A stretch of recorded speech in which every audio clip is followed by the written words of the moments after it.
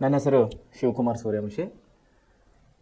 ಕಳೆದ ನಾವು 15ನೇ ಅಧ್ಯಾಯನ ಮುಗಿಸಿದ್ದೇವೆ ಸಮಾಜ ವಿಜ್ಞಾನದಲ್ಲಿ.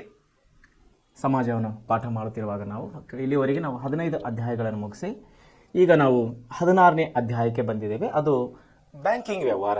ಅಂದರೆ ಈ 15 ಅಧ್ಯಾಯಗಳವರೆಗೆ ನಾವು ಏನೇನು ನೋಡಿದ್ದೇವೆ ಅಂದರೆ, ಮೊದಲನೇದಾಗಿ ಸಮಾಜದಲ್ಲಿ ನಾವು ಇತಿಹಾಸ ನೋಡಿದ್ದೀವಿ. ಅದರಲ್ಲಿ ಬ್ರಿಟಿಷರ ಅಂದರೆ ಯುರೋಪಿಯನ್ನರ ಆಗಮನ, ಬ್ರಿಟಿಷರ ಆಡಳಿತ ವಿಸ್ತರಣೆ, ಅವರ ಕಾನೂನು ಸುಧಾರಣೆಗಳು, ಅವರ ತಂದಂತಹ ಒಂದು ನೀತಿಗಳು ಮತ್ತು ಅವರ ಒಂದು ಆಡಳಿತ ವಿಸ್ತರಣೆ, ಇವೆಲ್ಲವನ್ನು ನಾವು ಇತಿಹಾಸದಲ್ಲಿ ನೋಡಿದ್ದೀವಿ. ಆಮೇಲೆ ನಾವು ರಾಜ್ಯಶಾಸ್ತ್ರಕ್ಕೆ ಬಂದಾಗ ಅಲ್ಲಿ ನಾವು ರಾಜ್ಯಶಾಸ್ತ್ರ ವಿಷಯ ಬಗ್ಗೆ ಓದಿದ್ದೇವೆ.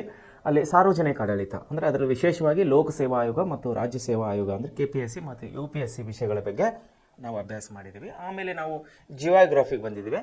ಜಿಯೋಗ್ರಫಿ ಅಂದರೆ ಭೌಗೋಳಶಾಸ್ತ್ರ. ಅದರಲ್ಲಿ ನಾವು ನಮ್ಮ ಭಾರತದ ಜಲ ಸಂಪನ್ಮೂಲ, ಅರಣ್ಯ ಸಂಪನ್ಮೂಲ, ಇನ್ನಿತರ ವಿಷಯಗಳನ್ನು ನಾವು ಅದರಲ್ಲಿ ನೀರಾವರಿ ಯೋಜನೆಗಳು ಇವೆಲ್ಲವನ್ನು ನಾವು ಭೌಗೋಳಿಕದಲ್ಲಿ ಅಭ್ಯಾಸ ಮಾಡಿದ್ದೇವೆ. ಈಗ ನಾವು ಮೊನ್ನೆಲಿಂದ ಕಳೆದ 2 ಅಧ್ಯಾಯದಿಂದ ನಾವು ಅರ್ಥಶಾಸ್ತ್ರ ಅಂದರೆ ಎಕಾನಮಿಕ್ಸನ್ನು ಓದ್ತಾ ಇದ್ದೀವಿ. ಇವೆಲ್ಲವೂ ಸಮಾಜಶಾಸ್ತ್ರದಲ್ಲಿ ಬರುವಂಥ ಅಧ್ಯಾಯಗಳು.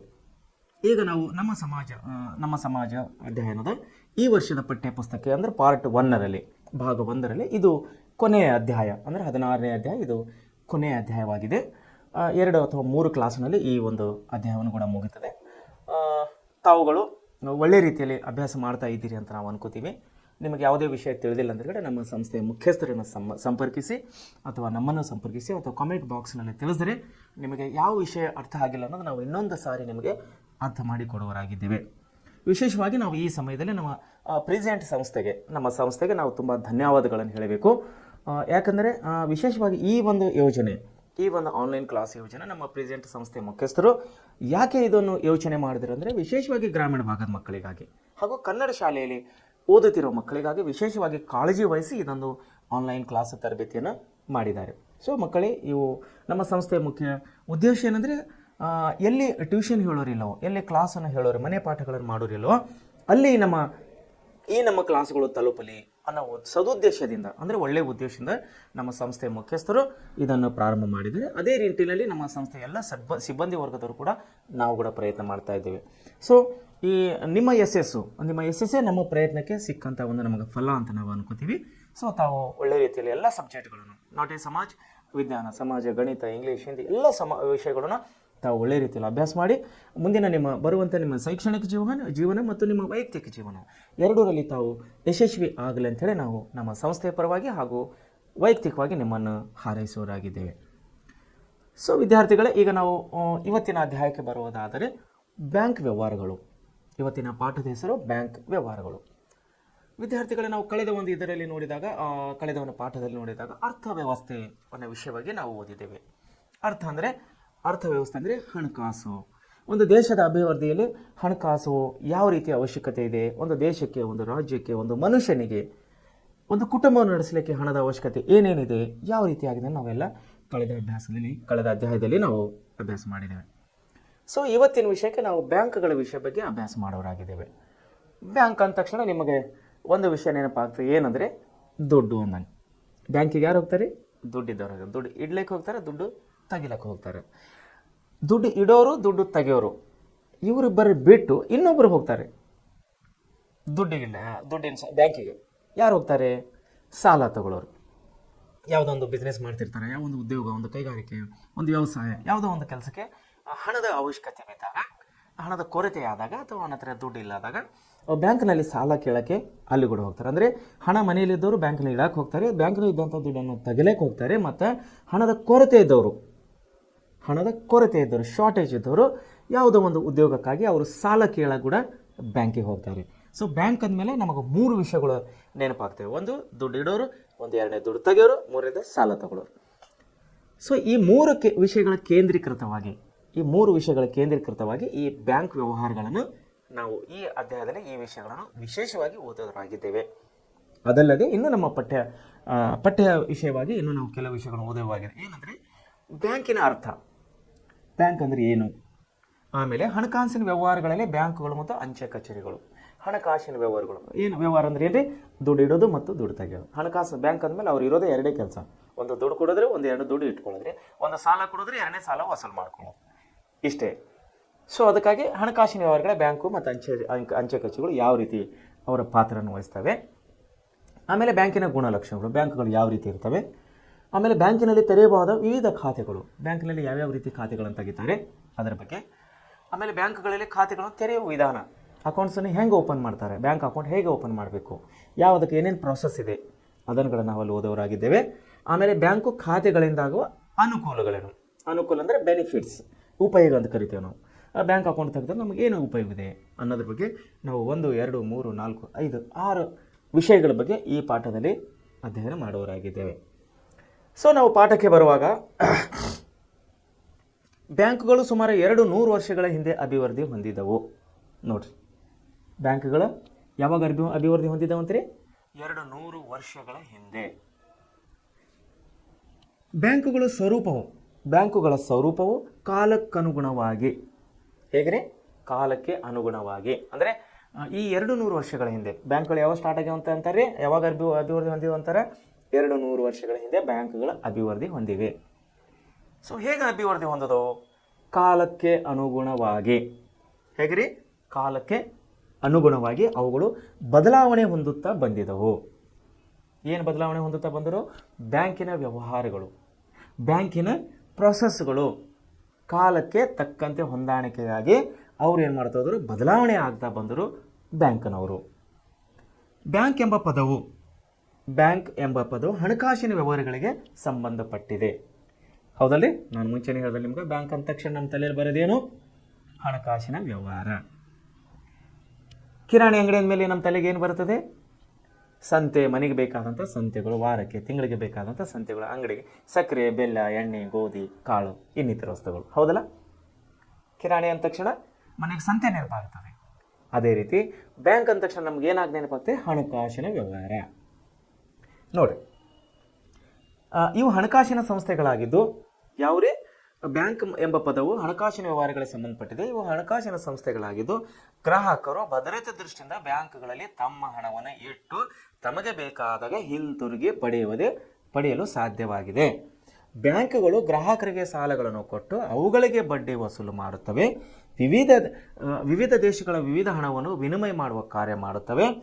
ಯಾವುದೇ ದೇಶದ ಅಭಿವೃದ್ಧಿಯು ಆ ದೇಶದ ಮುಖ್ಯ ಹಣಕಾಸು ಸಂಸ್ಥೆಯಾದ ಬ್ಯಾಂಕಿಂಗ್ ವ್ಯವಸ್ಥೆಯ ಮೇಲೆ ಅವಲಂಬಿತ ಆಗಿರುತ್ತದೆ. ನೋಡಿ, ಹಣವನ್ನು ಮನುಷ್ಯನ ಏನು ಮಾಡ್ತಾನೆ ರೀ?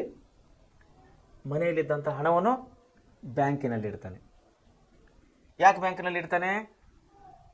ಕಳ್ಳರ ಭಯ. ಹೌದಲ್ಲ? ಮನೆಯಲ್ಲಿದ್ದರೆ ಕಳ್ಳರ ಭಯ. ಒಂದು ರಾತ್ರಿ ಕಳ್ಳರ ಭಯ ಬೇರೆ, ಒಂದು ಹಗಲು ಕಳ್ಳರ ಭಯ ಬೇರೆ, ಇನ್ನೊಂದು ಮನೆ ಕಳ್ಳರ ಭಯ ಬೇರೆ. ಅಂದರೆ ನಾವು 3 ಥರ ಕಳ್ಳರನ್ನು ಕಾಣುವರಾಗಿದ್ದೇವೆ ಇವತ್ತಿನ ಕಾಲದಲ್ಲಿ. ಮೊನ್ನೆ ತಾನೇ ನಮ್ಮ ಓಣಿಯಲ್ಲಿ ನಸ್ಕಿನಾಗ 4 ಗಂಟೆಯಲ್ಲಿ ಒಬ್ಬ ಕಳ್ಳ ಬಂದಿದ್ದ. ನಸ್ಕಿನಲ್ಲಿ 4 ಗಂಟೆಯಲ್ಲಿ ಒಬ್ಬ ಕಳ್ಳ ಬಂದಿದ್ದ. ಅವನು ಹೇಗೆ ಬಂದಿದ್ದಾನೆಂದರೆ, ಕಾಂಪೌಂಡ್ ಹತ್ತಿ ಮನೆ ದಾಟಿ ಬಂದಿಲ್ಲ, ಗಿಡವನ್ನು ಹತ್ತಿ ಮನೆ ಮೇಲೆ ಇಳಿದಿದ್ದಾನೆ. ಸ್ಲ್ಯಾಬ್ ಮೇಲೆ ಗಿಡವನ್ನು ಹತ್ತಿ, ಅಂದರೆ ಮನೆಗೆ ಪಕ್ಕಗೆ, ಅಂದರೆ ಮನೆಗೆ ಹತ್ತಿರುವಂಥ ಗಿಡವನ್ನು ಹತ್ತಿ, ಗಿಡದ ಮೇಲೆ ಏರಿ, ಗಿಡದಿನಿಂದ ಆ ಮನೆಯ ಸ್ಲ್ಯಾಬ್ ಮೇಲೆ ಜಿಗಿದು ಸ್ಲೋ ಆಗಿ ಮನೆಯಲ್ಲಿ ಬರುವಾಗ ಸಿಕ್ಕಾಕೊಂಡು ಆಮೇಲೆ ಅಲ್ಲಿ ಅಕ್ಕಪಕ್ಕದ ಓಣಿಯವರು ಎಲ್ಲರೂ ಬಂದು ಅವನನ್ನು ಕಟ್ಟಿ ಹಾಕಿ ಪೊಲೀಸರಿಗೆ ಹ್ಯಾಂಡ್ ಓವರ್ ಮಾಡಿದವರು. ಸೊ ಇದು ಏನಂದರೆ, ಯಾಕೆ ಹೇಳ್ತಾ ಇದ್ದೇನೆ ಅಂದರೆ, ಕಳ್ಳರ ಕಾಟ. ಇದು ಯಾವ ಕಳ್ಳರ ಕಾಟ? ರಾತ್ರಿ ಕಳ್ಳರ ಕಾಟ. ಹಗಲು ಕಳ್ಳರು ಅಂದರೆ ಯಾರು ರೀ? Same process. ಕೆಲವೊಬ್ಬರು ಹೊಸದಾಗಿ ಬಂದಂಗೆ ಮಾಡೋದು, ತಿಳಿಯದವರು, ಏನೋ ಒಂದು ಮಾರ್ಕೆಟಿಂಗ್ ಸ್ಟೈಲ್ನಲ್ಲಿ ಬರೋದು, ಅಥವಾ ಯಾರೋ ಒಬ್ಬ ರಿಲೇಷನ್ ಪರಿಚಯನ ಹೇಳಿಕೊಂಡು ಬರೋದು, ಈ ರೀತಿ ಬಂದು ಕಳ್ಳತನ ಮಾಡೋರು ಇವರು ಹಗಲು ಕಳ್ಳರು, ದರೋಡೆಕೋರರು ಅಂತೀವಿ ನಾವು. ಆಮೇಲೆ ಮನೆ ಕಳ್ಳರು. ಕಳ್ಳತನದಲ್ಲಿ ಕಳ್ಳಗಳಲ್ಲಿ ಎಷ್ಟು ಭಾಗ ಇದ್ದಾರೆ? 3 ಟೈಪ್, 3 ಥರ ಕಳ್ಳರನ್ನು ನಾವು ಕಾಣಲಾಗಿದೆ. ಒಂದು ರಾತ್ರಿ ಕಳ್ಳರು, ಎರಡನೇದಾಗಿ ಹಗಲು ಕಳ್ಳರು, ಇನ್ನೊಂದು ಮನೆ ಕಳ್ಳರು. ಯಾರೀ ಮನೆ ಕಳ್ಳರು? ಉದಾಹರಣೆಗೆ ಹೇಳಬೇಕಾದ್ರೆ, ಅವಿಭಕ್ತ ಕುಟುಂಬಗಳಲ್ಲಿ ಇತ್ತೀಚೆಗೆ ಜಾಸ್ತಿ ಆಗ್ತಾ ಇದೆ. ಅವಿಭಕ್ತ ಕುಟುಂಬ ಅಂದರೆ ಕೂಡಿ ಬಾಳುವಂತಹ ಕುಟುಂಬಗಳು. ಅಂದರೆ ಒಂದೇ ಆ ಫ್ಯಾಮಿಲಿಯಲ್ಲಿ 5-6 ಕುಟುಂಬಗಳು, ಅಂದರೆ ಅಣ್ಣ ತಮ್ಮಂದರು, ಅಕ್ಕ ತಂಗಿಯರು, 3-4 ಜನ ಅಣ್ಣ ತಮ್ಮಂದರು ಒಂದೇ ಮನೆಯಲ್ಲಿ ಕೂಡಿ ಬಾಳುವುದಕ್ಕೆ ನಾವು ಜಾಯಿಂಟ್ ಫ್ಯಾಮಿಲಿ ಅಥವಾ ಒಂದು ದೊಡ್ಡ ಕುಟುಂಬ ಅಂತ ಕರಿತೀವಿ, ಅವಿಭಕ್ತ ಕುಟುಂಬ ಅಂತ ಕರಿತೀವಿ. ಸೊ 4-5 ಜನ ಅಣ್ಣ ತಮ್ಮರು, ಅವ್ರ ಹೆಂಡತಿದ 4-5 ಮಂದಿ, ಅವ್ರ ಮಕ್ಕಳು ಒಬ್ಬೊಬ್ಬರಿಗೆ 1-2-3 ಮಕ್ಕಳು ಹಿಡಿದ್ರೆ 15-20 ತಂದೆ ತಾಯಿ ರಿಲೇಷನ್ ಬಳಗ, ಅಕ್ಕ ತಂಗಿ, ಅಂದರೆ 20-30 ಜನ ಒಂದೊಂದು ಮನೆಯಲ್ಲಿ ಬಾಳುವುದು ಇವತ್ತು ಕೂಡ ಹಳ್ಳಿಗಳಲ್ಲಿ ಇದೆ. ಸೊ ಈ ಮನೆಯಲ್ಲಿ ಏನಾಗ್ತದೆ ಅಂದರೆ ಇದ್ದಂಥ ಹಣವನ್ನು ಎಲ್ಲಿಡಬೇಕು? ಮನೆ ಲಾಕರ್ನಲ್ಲಿ ಇಡಬೇಕು. ಮನೆ ಲಾಕರ್ನಲ್ಲಿ ಇಟ್ಟಾಗ ಹಳ್ಳಿ ರೈತರ ಬಾಳೆ, ಅವರು ಕೆಲಸಕ್ಕೆ ಹೋಗ್ತಾರೆ ಹೊಲಗಳಿಗೆ, ಅಥವಾ ಇನ್ನಿತರ ಕೆಲಸ ಕೂಲಿ ಕೆಲಸಕ್ಕೆ ಹೋಗ್ತಾರೆ, ಇನ್ನಿತರ ಕಸಬುಗಳಿಗೆ ಹೋಗ್ತಾರೆ. ಹೋದಾಗ 30 ಜನರಲ್ಲಿ ಒಳ್ಳೆಯರು ಅಂತ ಹೇಳಕ್ಕೆ ಸಾಧ್ಯ ಇಲ್ಲ. ಮನೆಯಲ್ಲಿ ಉಳಿದಂಥವ್ರು 20 ಜನರಿದೆ, 20 ಜನರು ಒಳ್ಳೆಯವರು ಅಂತ ಹೇಳಕ್ಕೆ ಸಾಧ್ಯ ಇಲ್ಲ. ಯಾರೋ ಒಬ್ಬರು ವಿಶೇಷವಾದಂಥ ವ್ಯಕ್ತಿ ಇದ್ದೇ ಇರ್ತಾರೆ ಒಂದು ಮನೆಯಲ್ಲಿ. ಸೊ ಹಾಗಾದರೆ ಆ ಮನುಷ್ಯ ಥಿಂಕಿಂಗ್ ಅಂದರೆ ಅವ್ರ ವಿಚಾರನೇ ಬೇರೆ ಆಗಿರ್ತದೆ. ಆ ಮನುಷ್ಯನ ವಿಚಾರನೇ ಬೇರೆ ಆಗಿರ್ತದೆ. ಸೊ ಅವನು ಮನೆಯಲ್ಲಿ ಯಾರು ಇಲ್ಲದ ಸಮಯದಲ್ಲಿ ಅವನದೇ ಆದಂಥ ಚಾಣಾಕ್ಷತನ ಉಪಯೋಗ ಮಾಡಿ ಮನೆಯಲ್ಲಿದ್ದಂಥ ಲಾಕರ್ನ ಓಪನ್ ಮಾಡಿದ್ದು, ಮನೆಯಲ್ಲಿದ್ದಂಥ ಹಣ ಬೆಳ್ಳಿ ಬಂಗಾರ ಕಳುವು ಮಾಡಿದ್ದು ನಾವು ದಿನನಿತ್ಯ ಪೇಪರ್ನಲ್ಲಿ, ಟಿ ವಿನಲ್ಲಿ, ನಾವು ಸಾಮಾಜಿಕ ಜಾಲತಾಣದಲ್ಲಿ ನಾವು ಡೈಲಿ ನೋಡ್ತಾ ಇದ್ದೇವೆ. ಸಾಮಾಜಿಕ ಮಾಧ್ಯಮಗಳಲ್ಲಿ ಕೂಡ ನಾವು ನೋಡ್ತಾ ಇದ್ದೀವಿ. ಸೊ ಏನಾಯ್ತು, ಇಲ್ಲಿ 3 ಥರ ಕಳ್ಳರು. ಒಂದು ರಾತ್ರಿ ಕಳ್ಳರು, ಒಂದು ಹಗಲು ಕಳ್ಳರು, ಒಂದು ಮನೆ ಕಳ್ಳರು. ಸೊ ಈ ಮೂವರ ಕಳ್ಳರಿಂದ ಮನೆಯಲ್ಲಿದ್ದಂಥ ಬೆಳ್ಳಿ ಬಂಗಾರ ಅಥವಾ ಹಣವನ್ನು ಸೇಫ್ಟಿ ಆಗಿಡಬೇಕಾದರೆ ಎಲ್ಲಿಡಬೇಕು? ಬ್ಯಾಂಕಿನಲ್ಲಿ ಇಡಬೇಕು. ಯಾಕಂದರೆ ಹಳೆ ಕಾಲದಲ್ಲಿ ಎಷ್ಟೋ ಜನರು ನಾವು ಕೇಳಿದ್ವಿ, ಭೂಮಿಯನ್ನು ಅಗದಿಟ್ಟೋದ್ರಿಗಳ ಇದ್ದಾರೆ, ಗಡಿಗೆ ಮಡಿಕೆಗಳಲ್ಲಿ ಇಟ್ಟಿದ್ದವರು ಇದ್ದಾರೆ, ಜೋಳ ಬೇಳೆ ಅಕ್ಕಿಗಳೆಲ್ಲ ಹಾಕಿಟ್ಟವರು ಇದ್ದಾರೆ. ಇನ್ನಿತರ ಅವರ ಮನೆಗೆ ಸಂಬಂಧಪಟ್ಟಂಥ ಒಂದು ಸಿಚುವೇಶನ್, ಅವ್ರ ಮನೆಯಲ್ಲಿ ಸಿಚುವೇಶನ್ ಹೇಗಿದೆ, ಹಾಗಾಗಿ ಅಲ್ಲಿದ್ದಂಥ ಬೆಳ್ಳಿ ಬಂಗಾರ ವಸ್ತುಗಳು ಮುಚ್ಚಿಟ್ಟದ್ದನ್ನು ನಾವು ಕೇಳಿವಿ. ಆದರೆ ಈಗ ಆ ಪರಿಸ್ಥಿತಿ ಇಲ್ಲ. ಯಾಕಂದರೆ ನಾವು ಇಲ್ಲಿ ನೋಡಿ ಮೊದಲನೇದಾಗಿ ಏನಂದರೆ ಕಾಲಕ್ಕೆ ಅನುಗುಣವಾಗಿ ಬದಲಾವಣೆ ಹೊಂದುತ್ತಾ ಬಂದವರು ಯಾರು? ಬ್ಯಾಂಕ್ನವರು. ಹೇಗೆ ಬ್ಯಾಂಕ್ನವರು ಬದಲಾವಣೆ ಹೊಂದುತ್ತಾ ಬಂದರು, ಅದೇ ರೀತಿ ಮನುಷ್ಯನು ಕೂಡ ಬದಲಾವಣೆ ಆಗ್ತಾ ಇದ್ದಾನೆ. ಯಾಕಂದರೆ ಮನೆಯಲ್ಲಿದ್ದಂಥ ದುಡ್ಡನ್ನು ಮನೆಗಳ್ಳರು ಇನ್ನಿತರ ಗಳ್ಳರುಗಳ ಭಯದಿಂದ, ಮನೆಯಲ್ಲಿ ಅಗದಿ ಇಟ್ಟರೆ ಅದು ಸಿಗುತ್ತದೋ ಇಲ್ಲ ಅಂತ ಅದೋನು ಭಯದಿಂದ, ಹೀಗಾಗಿ ಏನು ಮಾಡ್ತಾ ಇದ್ದಾರೆ, ಈಗ ಸೇಫ್, ನಮ್ಮ ಹಣ ನಮ್ಮ ಬಂಗಾರ ಸೇಫ್ ಇರಲ್ಲ ಅಂತೇಳಿ ಏನು ಮಾಡ್ತಾ ಇದ್ದಾರೆ, ಬ್ಯಾಂಕ್ನಲ್ಲಿ ತಂದು ಇಡ್ತಾ ಇದ್ದಾರೆ. ಯಾರು? ದುಡ್ಡಿದ್ದವರು, ಬಂಗಾರ ಇದ್ದವರು. ಸೊ ಬ್ಯಾಂಕಿನಲ್ಲಿ ಅಂದರೆ ಸೇಫ್ ಇದೆ. ಯಾಕಂದರೆ ಇದು ಸರ್ಕಾರಕ್ಕೆ ಸಂಬಂಧಪಟ್ಟಂಥ ಒಂದು ಸಂಸ್ಥೆ ಆಗಿದ್ದರಿಂದ ಇಲ್ಲಿ ಯಾವುದೇ ರೀತಿ ಮೋಸ ಇಲ್ಲ, ಯಾವುದೇ ರೀತಿ ಅನ್ಯಾಯ ಇಲ್ಲ, ನಿಮ್ಮ ಹಣಕ್ಕೆ ಭದ್ರತೆ ಸಿಗುತ್ತದೆ. ಆದರೆ ಅಲ್ಲಿ ಹಣ ದುಡ್ಡು ಬಂಗಾರ ಇಡಬೇಕಾದ್ರೆ ಮೊದಲನೇದಾಗಿ ಒಂದು ಅಕೌಂಟ್ಸ್, ಒಂದು ಖಾತೆಯನ್ನು ಓಪನ್ ಮಾಡಬೇಕಾಗುತ್ತದೆ. ಅದು ಮುಂದೆ ಇದೆ, ಖಾತೆಗಳು ಯಾವ ರೀತಿ ನಾವು ಓಪನ್ ಮಾಡಬೇಕು ಅನ್ನೋದೆಲ್ಲ ಡೀಟೇಲ್ಸ್ ಕೊಟ್ಟಿದ್ದಾರೆ. ಒಂದು ಖಾತೆ ಓಪನ್ ಮಾಡಿ ಮನೆಯಲ್ಲಿದ್ದಂಥ ಹಣವನ್ನು ಅಥವಾ ಬೆಳ್ಳಿ ಬಂಗಾರ ಅಂತಂದು ಬ್ಯಾಂಕ್ನಲ್ಲಿ ನಾವು ಇಡಬೇಕಾಗಿದೆ. ಸೇಫಾಗಿ ಇರುತ್ತದೆ. ನಮಗೆ ಯಾವಾಗ ಬೇಕಾದಾಗ ವರ್ಕಿಂಗ್ ಅವರ್ಸ್ ಅಂದರೆ ರಜೆ ಇದ್ದಾಗ ಸಿಗೋದಿಲ್ಲ. ಉದಾಹರಣೆಗೆ ಇವತ್ತು 4ನೇ ಶನಿವಾರ, ಸೊ ಎಲ್ಲ ಬ್ಯಾಂಕ್ಗಳು ರಜೆ ಇದೆ. ನಮ್ಮದೇ ದುಡ್ಡು ನಾವು ಬ್ಯಾಂಕ್ನಲ್ಲಿ ಇಟ್ಟರು ಕೂಡ ನಮಗೆ ಇವತ್ತು ಹಣ ಸಿಗೋದಿಲ್ಲ. ಬಟ್ ATM ಆಗಿದೆ, ಇವತ್ತಿನ ಕಾಲದಲ್ಲಿ ATM ಇದೆ, ನೆಟ್ ಬ್ಯಾಂಕಿಂಗ್ ಇದೆ, ಫೋನ್ಪೇ ಇದೆ, ಎಲ್ಲ ಹಣವನ್ನು ಬಳಸ್ಕೋಬೋದು. ಆದರೆ ಇದೇ ನಾವು ಒಂದು 10, 15, 20 ವರ್ಷ ಕೆಳಗಿದೆ, ಯಾವುದೇ ಫೋನ್ಪೇ ಇದ್ದಿಲ್ಲ, ಯಾವುದೇ ನೆಟ್ ಬ್ಯಾಂಕಿಂಗ್ ಇದ್ದಿಲ್ಲ, ಯಾವುದೇ ATMsಗಳಿದ್ದಿಲ್ಲ. ಸೊ ಅವತ್ತಿನ ಕಾಲದಲ್ಲಿ ಸುಮಾರು ಜನರು ತೊಂದರೆ ಅನುಭವಿಸಿರ್ತಾರೆ. ಯಾಕಂದರೆ ಆ ರಜಾ ದಿನದಲ್ಲಿ ನಾವೇ ಇಟ್ಟಂಥ ದುಡ್ಡು ನಮಗೆ ಸಿಗೋದಿಲ್ಲ. ಸೊ ವಿದ್ಯಾರ್ಥಿಗಳಿಗೆ ಇವತ್ತಿನ ಕಾಲದಲ್ಲಿ ತಂತ್ರಜ್ಞಾನವು, ವಿಜ್ಞಾನ ಮತ್ತು ತಂತ್ರಜ್ಞಾನ ಅತಿ ಡೆವಲಪ್ ಆಗಿದೆ, ಅಂದರೆ ತುಂಬ ಡೆವಲಪ್ ಆಗಿದೆ. ಹೀಗಾಗಿ ನಮ್ಮ ಹಣನೂ ಬ್ಯಾಂಕಿನಲ್ಲಿ ಇದ್ದರೂ ಕೂಡ, ರಜಾದಿನ ಇದ್ದರೂ ಕೂಡ ಈಗ ಇನ್ನಿತರ ಸಾಧನಗಳು, ಫೋನ್ಪೇ ಇದೆ, ಡೆಬಿಟ್ ಕಾರ್ಡ್ ಇದೆ, ಕ್ರೆಡಿಟ್ ಕಾರ್ಡ್ ಇದೆ, ATMs ಇದೆ, ಇನ್ನಿತರ ಸಾಧನಗಳು ಇದ್ದದಕ್ಕಾಗಿ ನಮ್ಮ ಹಣ ನಾವು ಬಳಸಲಿಕ್ಕೆ ಯಾವುದೇ ರೀತಿ ತೊಂದರೆ ಇಲ್ಲ. ಸೊ ಏನಾಯ್ತು ಅಂದರೆ ಕಾಲಕ್ಕೆ ಅನುಗುಣವಾಗಿ ಹೇಗೆ ಬ್ಯಾಂಕ್ಗಳು ಬದಲಾವಣೆ ಆಗಿದೆ, ಹಾಗೆ ಮನುಷ್ಯನು ಕೂಡ ಬದಲಾವಣೆ ಆಗ್ತಾ ಬರ್ತಾ ಇದ್ದಾನೆ. ಹೀಗಾಗಿ ಮನೆಯಲ್ಲಿ ದುಡ್ಡು ಇಡುವುದು ಇವತ್ತಿನ ಕಾಲಕ್ಕೆ ತುಂಬ ಹೇರಳ ಅನ್ಕೋತೀನಿ. ಆದರೆ ಕೆಲವೊಬ್ಬರು ಅಂದರೆ ಕೋಟ್ಯಾನುಗಟ್ಟಲೆ ಇದ್ದವರು, ಕೋಟಿಗಟ್ಟಲೆ ದುಡ್ಡಿದ್ದವರು, 100 ಕೋಟಿ, 200 ಕೋಟಿ, 50 ಲಕ್ಷ, 2 ಕೋಟಿ, 300 ಕೋಟಿ, 2 ಕೋಟಿ, 3 ಕೋಟಿ ಇಂಥವ್ರು ಇದ್ದವರು ಬ್ಯಾಂಕ್ನಲ್ಲಿ ಇರ್ತಲ್ಲ. ಯಾಕಂದರೆ ಅದಕ್ಕೆ ಲೆಕ್ಕ ಕೊಡಬೇಕು ಸರ್ಕಾರಕ್ಕೆ. ಬ್ಯಾಂಕಿಗೆ ಹೋಯ್ತಂದ್ರೆ ಹಣ ಲೆಕ್ಕ ಕೊಡಬೇಕು. ಇದು ಎಲ್ಲಿಂದ ಬಂತು, ಅಂದರೆ ಅಕ್ರಮವಾಗಿ ಗಳಿಸಿದ್ರು ಅಥವಾ ಕೆಲಸ ಮಾಡಿ ಗಳಿಸಿದ್ರು ಅಥವಾ ಇನ್ನಿತರ ಮೂಲಗಳಿಂದ ಗಳಿಸಿದ್ರು ಅನ್ನೋದು ಬ್ಯಾಂಕಿಗೆ ಲೆಕ್ಕ ಕೊಡಬೇಕು, ಇನ್ಕಮ್ ಟ್ಯಾಕ್ಸ್ದವ್ರಿಗೆ. ಸೊ ಅದಕ್ಕಾಗಿ ಲೆಕ್ಕ ಕರೆಕ್ಟ್ ಆಗಿದ್ದವರು, ಪಕ್ಕಾ ಇದ್ದವರು ಬ್ಯಾಂಕಿನಲ್ಲಿ ಇರ್ತಾರೆ. ಲೆಕ್ಕ ಇಲ್ಲದವರು, ಅಕ್ರಮವಾಗಿ ಹಣ ಗಳಿಸಿದವರು ಮನೆಯಲ್ಲಿ ಇವಾಗ ಕೂಡ ಇಡ್ತಾ ಇದ್ದಾರೆ, ಬಾತ್ರೂಮ್ನಲ್ಲಿ ಕೊಡ್ತಾ ಇದ್ದಾರೆ, ಮಲಗುವಂಥ ಕಾಟ್ನಲ್ಲಿ ಇಡ್ತಾ ಇದ್ದಾರೆ, ಮನೆ ಗೋಡೆನಲ್ಲಿ ಮುಚ್ಚಿಡ್ತಾ ಇದ್ದಾರೆ, ಎಲ್ಲೆಲ್ಲೋ ಮತ್ತೆ ಕಡೆ ಇಡ್ತಾ ಇದ್ದಾರೆ. ಆದರೆ ಇನ್ಕಮ್ ಟ್ಯಾಕ್ಸ್ ಅಧಿಕಾರಿಗಳು ಅಂದರೆ ಆದಾಯ ತೆರಿಗೆ ಇಲಾಖೆದವರಿಗೆ ಗೊತ್ತಾದಾಗ, ಸಂಶಯ ಬಂದಾಗ, ಅವರು ಯಾರನ್ನಾದರೂ ಎಲ್ಲಿಯಾದರೂ ಯಾವುದೇ ಕ್ಷಣದಲ್ಲಿ ಅವರ ಮನೆಯನ್ನು ತಪಾಸಣೆ ಮಾಡಬಹುದು ಇಡೀ ದೇಶದಲ್ಲಿ, ಯಾವುದೇ ಅವರಿಗೆ ಅಡ್ಡಿ ಅಡೆತಡೆಗಳು ಇಲ್ಲ. ಸೊ ಹೀಗಾಗಿ ನಾವು ಪೇಪರ್ನಲ್ಲಿ ಟಿ ವಿನಲ್ಲಿ ನೋಡ್ತಾ ಇದ್ದೇವೆ, ನಸ್ಕಿನಲ್ಲಿ 5 ಗಂಟೆಯಲ್ಲಿ ಮನೆಗಳು ಅಟ್ಯಾಕ್ ಆಗ್ತವೆ, ರಾತ್ರಿ 12 ಗಂಟೆಯಲ್ಲಿ ಕೂಡ ಮನೆಗಳು ಅಟ್ಯಾಕ್ ಆಗ್ತಾ ಇದ್ದಾವೆ. ಸೊ ನಾನು ಹೇಳುವ ಉದ್ದೇಶ ಏನಂದರೆ, ಅಕ್ರಮವಾಗಿ ಗಳಿಸಿದಂಥ ಹಣವನ್ನು ಅಕ್ರಮ ಸ್ಥಳದಲ್ಲಿಟ್ಟಾಗ ಪೊಲೀಸರಿಗೆ ಅಥವಾ ಆದಾಯ ತೆರಿಗೆ ಇಲಾಖೆದವರಿಗೆ ಗೊತ್ತಾದಾಗ ಅವರು ಬಂದು ಚೆಕ್ ಮಾಡ್ತಾರೆ. ಇದು ಒಂದು ಪ್ರಾಸೆಸ್. ಆದರೆ ಯಾವುದೇ ಅಕ್ರಮ ಹಣ ಇಲ್ಲ, ನೀವು ಸ್ವಂತಾಗಿ ದುಡಿದಿದ್ದು ಸ್ವಂತ ಗಳಿಸಿದ ಹಣ ಇದ್ದರೆ ಅದಕ್ಕೆ ಬ್ಯಾಂಕ್ನಲ್ಲಿ ಲೆಕ್ಕ ಕೊಟ್ಟು ನೀವು ಬ್ಯಾಂಕ್ನಲ್ಲಿ ಇಡಬಹುದು, ಯಾವುದೇ ತೊಂದರೆ ಇಲ್ಲ. ಸೊ ಅದಕ್ಕಾಗಿ ಏನಾಗ್ತದೆ, ಕಾಲಕ್ಕೆ ಅನುಗುಣವಾಗಿ ಬ್ಯಾಂಕುಗಳು ಬದಲಾವಣೆ ಹೊಂದುತ್ತಾ ಬಂದವು, ಅದೇ ರೀತಿ ಮನುಷ್ಯನು ಕೂಡ ಬದಲಾವಣೆ ಆಗಿದ್ದಾನೆ. ಈಗ ಮನೆಯಲ್ಲಿ ಇಡೋದು ಕಡಿಮೆಯಾಗಿದೆ. ಅಕ್ರಮ ಸಂಪತ್ತಿದ್ದವರು ಮಾತ್ರ ಮನೆಯಲ್ಲಿ ಇಡ್ತಾರೆ, ಸಕ್ರಮ ಸಂಪತ್ತಿದ್ದವರು ಬ್ಯಾಂಕ್ನಲ್ಲಿ ಇಡ್ತಾ ಇದ್ದಾರೆ. ಮುಂದೆ ಏನಾಗಿದೆ ಅಂದರೆ, ಈ ಇಟ್ಟ ಹಣವನ್ನು ತಮಗೆ ಬೇಕಾದರೆ ಹಿಂತೆಗೆಯಲು ಸಾಧ್ಯವಾಗಿದೆ. ಹೇಳಿದ್ರೆ ಇವಾಗ ATM ಇದೆ, ಫೋನ್ ಪೇ ಇದೆ, ಎಲ್ಲ ಹಣವನ್ನು ನಾವು ತಕ್ಕೋಬಹುದು. ವಿವಿಧ ದೇಶಗಳ ಹಣವನ್ನು ವಿನಿಮಯ ಮಾಡುವ ಕಾರ್ಯ ಮಾಡುತ್ತವೆ ಯಾರು? ಬ್ಯಾಂಕ್ನವರು. ಉದಾಹರಣೆಗೆ ಈಗ ನನ್ನ ಮಗನು ಇವಾಗ ರಷ್ಯಾ ದೇಶದಲ್ಲಿದ್ದಾನೆ, MBBS ಡಾಕ್ಟರ್ ಕೋರ್ಸ್ ಓದ್ತಾ ಇದ್ದಾನೆ. ಈಗ ನಾವು ಅವನಿಗೆ ದುಡ್ಡು ಕಳಿಸ್ಬೇಕಂದ್ರೆ ಅಲ್ಲಿನ ಕರೆನ್ಸಿ ಅಂದರೆ ಅಲ್ಲಿನ ದುಡ್ಡು ಬೇರೆ ಇದೆ, ನಾವು ರೂಪಾಯಿ ಅಂತೀವಿ, ಅವ್ರು ರೂಪಾಯಿ ಅನ್ನೋದಿಲ್ಲ, ಅವರು ರಷ್ಯಾನಲ್ಲಿ ರೂಬಲ್ ಅಂತಾರೆ. ರೂಬಲ್ ಅಂದರೆ ಅವರಲ್ಲಿ ನಮ್ಮ ಹಣ ಅವರ ದೇಶದಲ್ಲಿ ನಡೆಯೋದಿಲ್ಲ, ಅವರ ಹಣ ನಮ್ಮ ದೇಶದಲ್ಲಿ ನಡೆಯೋದಿಲ್ಲ. ಸೊ ಕರೆನ್ಸಿ ಚೇಂಜ್ ಆಗಿ ಎಕ್ಸ್ಚೇಂಜ್, ವಿದೇಶಿ ವಿನಿಮಯ ಅಂತ ಹೇಳಿ ನಾವು ಕರಿತೀವಿ. ವಿದೇಶಿ ವಿನಿಮಯ ಅಂದರೆ ನಾವು ರೂಪಾಯಿನಲ್ಲಿ ಅವನಿಗೆ ದುಡ್ಡು ಕಳಿಸಿದಾಗ ಅವನಿಗೆ ರೂಬಲ್ನಲ್ಲಿ ದುಡ್ಡು ಸಿಗುತ್ತವೆ, ಎಕ್ಸ್ಚೇಂಜ್ ಮಾಡ್ತಾರೆ. ಆ ಕೆಲಸಗಳು ಕೂಡ ಬ್ಯಾಂಕ್ಗಳು ಮಾಡ್ತಾ ಇದ್ದಾರೆ. ಏನು ಮಾಡ್ತಾ ಇದ್ದಾರೆ ಅವರು? ವಿವಿಧ ದೇಶಗಳ ಹಣವನ್ನು ವಿನಿಮಯ ಮಾಡ್ತಾ ಇದ್ದಾರೆ. ಜಗತ್ತಿನಲ್ಲಿರುವಂಥ ಎಲ್ಲ ದೇಶದ ಹಣವನ್ನು ಬ್ಯಾಂಕ್ನವರು ಚೇಂಜ್ ಮಾಡ್ಕೊಳ್ತಾ ಇದ್ದಾರೆ.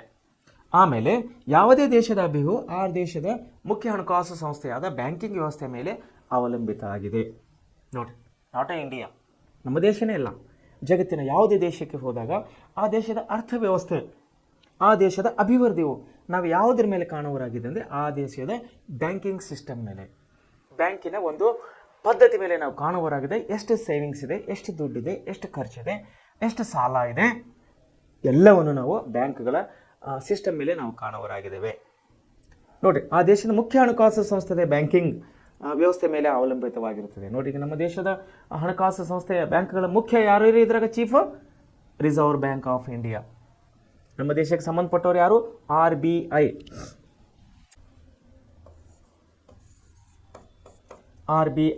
ಅಂದರೆ ರಿಸರ್ವ್ ಬ್ಯಾಂಕ್ ಆಫ್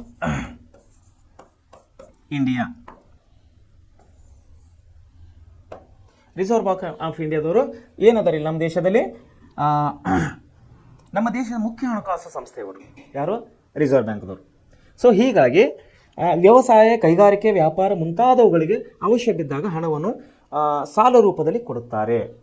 ಯಾರು ಕೊಡ್ತಾರೆ? ಬ್ಯಾಂಕ್ದವರು ಕೊಡ್ತಾರೆ. ಹಾಗೂ ಆರ್ಥಿಕ ಪ್ರಗತಿಯನ್ನು ತ್ವರಿತಗತಿಯಲ್ಲಿ ಬೆಳೆಸುತ್ತಾರೆ. ಯಾರೇ? ಬ್ಯಾಂಕ್ಗಳು. ಏನು ಮಾಡ್ತಾ ಇದ್ದಾರೆ? ಆ ದೇಶದ ಮುಖ್ಯ ಹಣ ವ್ಯವಸ್ಥೆ ಮೇಲೆ ಅವಲಂಬ ಆಗಿರ್ತದೆ. ಬ್ಯಾಂಕ್ಗಳು ಸಮಾಜದ ಅಭಿವೃದ್ಧಿಯ ಮುಖ್ಯ ಅಂಗಗಳಾದ ನೋಡ್ರಿ, ಸಮಾಜದ ಮುಖ್ಯ ಅಭಿವೃದ್ಧಿ ಅಂಗಗಳು ಯಾವ್ಯಾವ್ರಿ? ಒಂದು ವ್ಯವಸಾಯ, ಕೃಷಿ ಅಂತೇಳಿ ಅಗ್ರಿಕಲ್ಚರ್ ಅಂತೇಳಿ ಕರಿತೀವಿ ನಾವು. ಎರಡನೇದಾಗಿ ಕೈಗಾರಿಕೆ, ಆಮೇಲೆ ಮೂರನೇದಾಗಿ ವ್ಯಾಪಾರ. ಈ ಮೂರು ಕಂಪಲ್ಸರಿ ಪ್ರತಿಯೊಂದು ದೇಶಕ್ಕೆ ಸಂಬಂಧಪಟ್ಟಂಥ ಅತಿ ಮುಖ್ಯವಾದಂಥ ಸಮಾಜದ ಅಂಗಗಳಾಗಿವೆ. ವ್ಯವಸಾಯ ಯಾಕೆ ಇದು ಮುಖ್ಯ ಆಗಿದೆ ಅಂದರೆ, ಫಸ್ಟ್ ಮನುಷ್ಯನಿಗೆ ತಿನ್ನಲು ಅನ್ನ ಬೇಕು, ಊಟ ಮಾಡಲಿಕ್ಕೆ ಅನ್ನ ಬೇಕು. ಇದು ಯಾರು ಬೆಳೆಸ್ತಾರೆ? ರೈತರು ಬೆಳೆಸ್ತಾರೆ ಹೊಲದಲ್ಲಿ. ಸೊ ಅದು ವ್ಯವಸಾಯದಲ್ಲಿ ಬರ್ತದೆ, ಅವರಿಗೆ ಬ್ಯಾಂಕ್ಗಳು ಸಹಾಯ ಮಾಡ್ತಾರೆ. ಎರಡನೇದಾಗಿ ಊಟ ಒಂದೇ ಇದ್ದರೆ ಸಾಲದು. ಮನುಷ್ಯನಿಗೆ ಬಟ್ಟೆ ಬೇಕು, ಬೈಕ್ ಬೇಕು, ಪೆಟ್ರೋಲ್ ಬೇಕು, ಮಾರ್ಕೆಟ್ ಹೋಗಬೇಕು, ಇನ್ನಿತರ ವಸ್ತುಗಳು, ಮುಂಜಾನೆ ಹಲ್ಲು ತಿಕ್ಕಲಿಕ್ಕೆ ಪೇಸ್ಟ್ ಬೇಕು, ಬ್ರಷ್ ಬೇಕು. ಇವೆಲ್ಲನೇ ತಯಾರು ಮಾಡೋರು ಯಾರು? ಪ್ರೊಡಕ್ಷನ್ ಮಾಡೋರು ಯಾರು? ಉತ್ಪಾದನೆ ಮಾಡೋರು ಕೈಗಾರಿಕೆದವರು. ಸೊ ಇವರಿಗೆ ಕೂಡ ಬ್ಯಾಂಕ್ನವರು ಸಹಾಯ ಮಾಡ್ತಾರೆ, ಕೈಗಾರಿಕೆದವ್ರಿಗೆ. ಯಾಕಂದ್ರೆ ಅವರು ಹೊಸ ಹೊಸ ಉತ್ಪನ್ನಗಳನ್ನು ಉತ್ಪಾದನೆ ಮಾಡಬೇಕು, ಗ್ರಾಹಕರಿಗೆ ಮುಟ್ಟಬೇಕು, ಗ್ರಾಹಕರಿಗೆ ಸಂತುಷ್ಟರಾಗಬೇಕು. ಮೂರನೇದಾಗಿ ಯಾರು? ವ್ಯಾಪಾರ. ಇದು ವ್ಯವಸಾಯ ಮತ್ತು ಕೈಗಾರಿಕೆ ಇವರಿಬ್ಬರು ಉತ್ಪಾದನೆ ಮಾಡಿದಂಥ ವಸ್ತುಗಳನ್ನು ಗ್ರಾಹಕರಿಗೆ ತಲುಪಿಸೋರು ಯಾರು? ವ್ಯಾಪಾರದವರು. ಟ್ರೇಡಿಂಗ್ ಅಂತ ಕರಿತೇವೆ ನಾವು, ಬಿಸ್ನೆಸ್ ಅಂತ ಕರಿತೇವೆ ನಾವು. ಸೊ ಈ ವ್ಯವಸಾಯ, ಈ ಕೈಗಾರಿಕೆ, ಈ ವ್ಯಾಪಾರ, ಈ ಮೂವರನ್ನು ಏನು ಮಾಡ್ತಾ ಇದ್ದಾರೆ? ಬ್ಯಾಂಕ್ದವರು ಸಮಾಜದ ಅಭಿವೃದ್ಧಿ ಮುಖ್ಯ ಅಂಗಗಳಂತ ಕರೆದಾರೆ ಬ್ಯಾಂಕ್ನವರು. ಇವರಿಗೆ ಅವಶ್ಯ ಬಿದ್ದಾಗ ಸುಮ್ಮನೆ ಸಾಲ ಕೊಡಲ್ರಿ. ಅಗ್ರಿಕಲ್ಚರ್ಗಾಯಿತು, ಇಂಡಸ್ಟ್ರಿ ಆಯಿತು, ಮತ್ತು ಬಿಸ್ನೆಸ್ಗಾಯಿತು ಸುಮ್ಮನೆ ಸಾಲ ಕೊಡಲ್ಲ. ಅವ್ರಿಗೆ ಅವಶ್ಯಕತೆ ಬಿದ್ದಾಗಷ್ಟೇ, ಅಥವಾ ಆ ಬಿಸ್ನೆಸ್ ಮಾಡೋರಿಗಷ್ಟೇ ಕೊಡ್ತಾರೆ. ಈಗ ನಾನು ಹೊಲದಲ್ಲಿ ಕೆಲಸ ಮಾಡೋದಿಲ್ಲ, ನನಗೆ ಹೊಲನೂ ಇಲ್ಲ, ನನಗೆ ಅಗ್ರಿಕಲ್ಚರ್ ಲೋನ್ ಕೊಡಿ ಅಂದ್ರೆ ಕೊಡ್ತಾರೆ? ಕೊಡೋದಿಲ್ಲ. ಯಾಕೆ? ನನಗೆ ಹೊಲನೇ ಇಲ್ಲ, ಭೂಮಿನೇ ಇಲ್ಲ. ಆಮೇಲೆ ನನಗೆ ಫ್ಯಾಕ್ಟ್ರಿನೇ ಇಲ್ಲ, ಯಾವುದೇ ನನ್ನ ಹತ್ರ ಫ್ಯಾಕ್ಟ್ರಿ ಇಲ್ಲ, ಇಂಡಸ್ಟ್ರಿ ಇಲ್ಲ, ಕೈಗಾರಿಕೆ ಇಲ್ಲ, ನನಗೆ ಫ್ಯಾಕ್ಟ್ರಿಗೆ ದುಡ್ಡು ಕೊಡೋದು ಕೊಡ್ತಾರೆ? ಕೊಡೋದಿಲ್ಲ.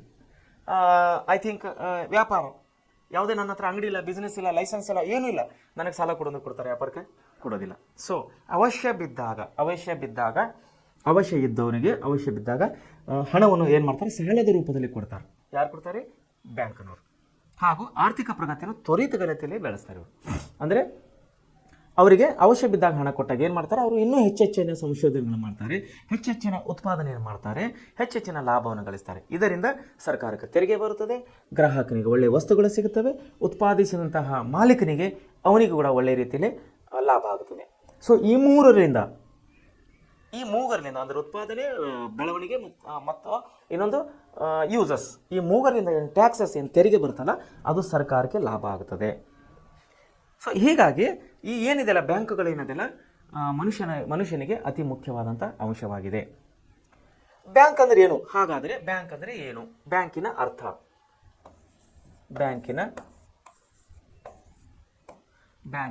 ಅರ್ಥ, ಹಾಗಾದರೆ ಬ್ಯಾಂಕ್ ಅಂದರೆ ಏನು? ಇಷ್ಟು ಇಂಪಾರ್ಟೆಂಟ್ ಇದೆಲ್ಲ ಬ್ಯಾಂಕ್, ಇಷ್ಟು ಮುಖ್ಯವಾದಂಥ ಈ ವಿಷಯ ಬ್ಯಾಂಕ್ ಆಗಿದ್ದರಿಂದ ಅಂದರೆ ಹಾಗಾದರೆ ಬ್ಯಾಂಕ್ ಅಂದರೆ ಏನು ಅಂದರೆ ನಾವು ಇಲ್ಲಿ ನೋಡೋಣ. ಬ್ಯಾಂಕ್ ಎಂಬ ಪದವು ಇಟಾಲಿಯನ್ ಬ್ಯಾಂಕೋ ಅಥವಾ ಫ್ರೆಂಚಿನ ಬ್ಯಾಂಕ್ ಎಂಬ ಶಬ್ದಗಳಿಂದ ಬಂದಿದೆ. ಇಟಾಲಿಯನ್ನಲ್ಲಿ ಏನಂತಾರಂತ? ಬ್ಯಾಂಕೋ.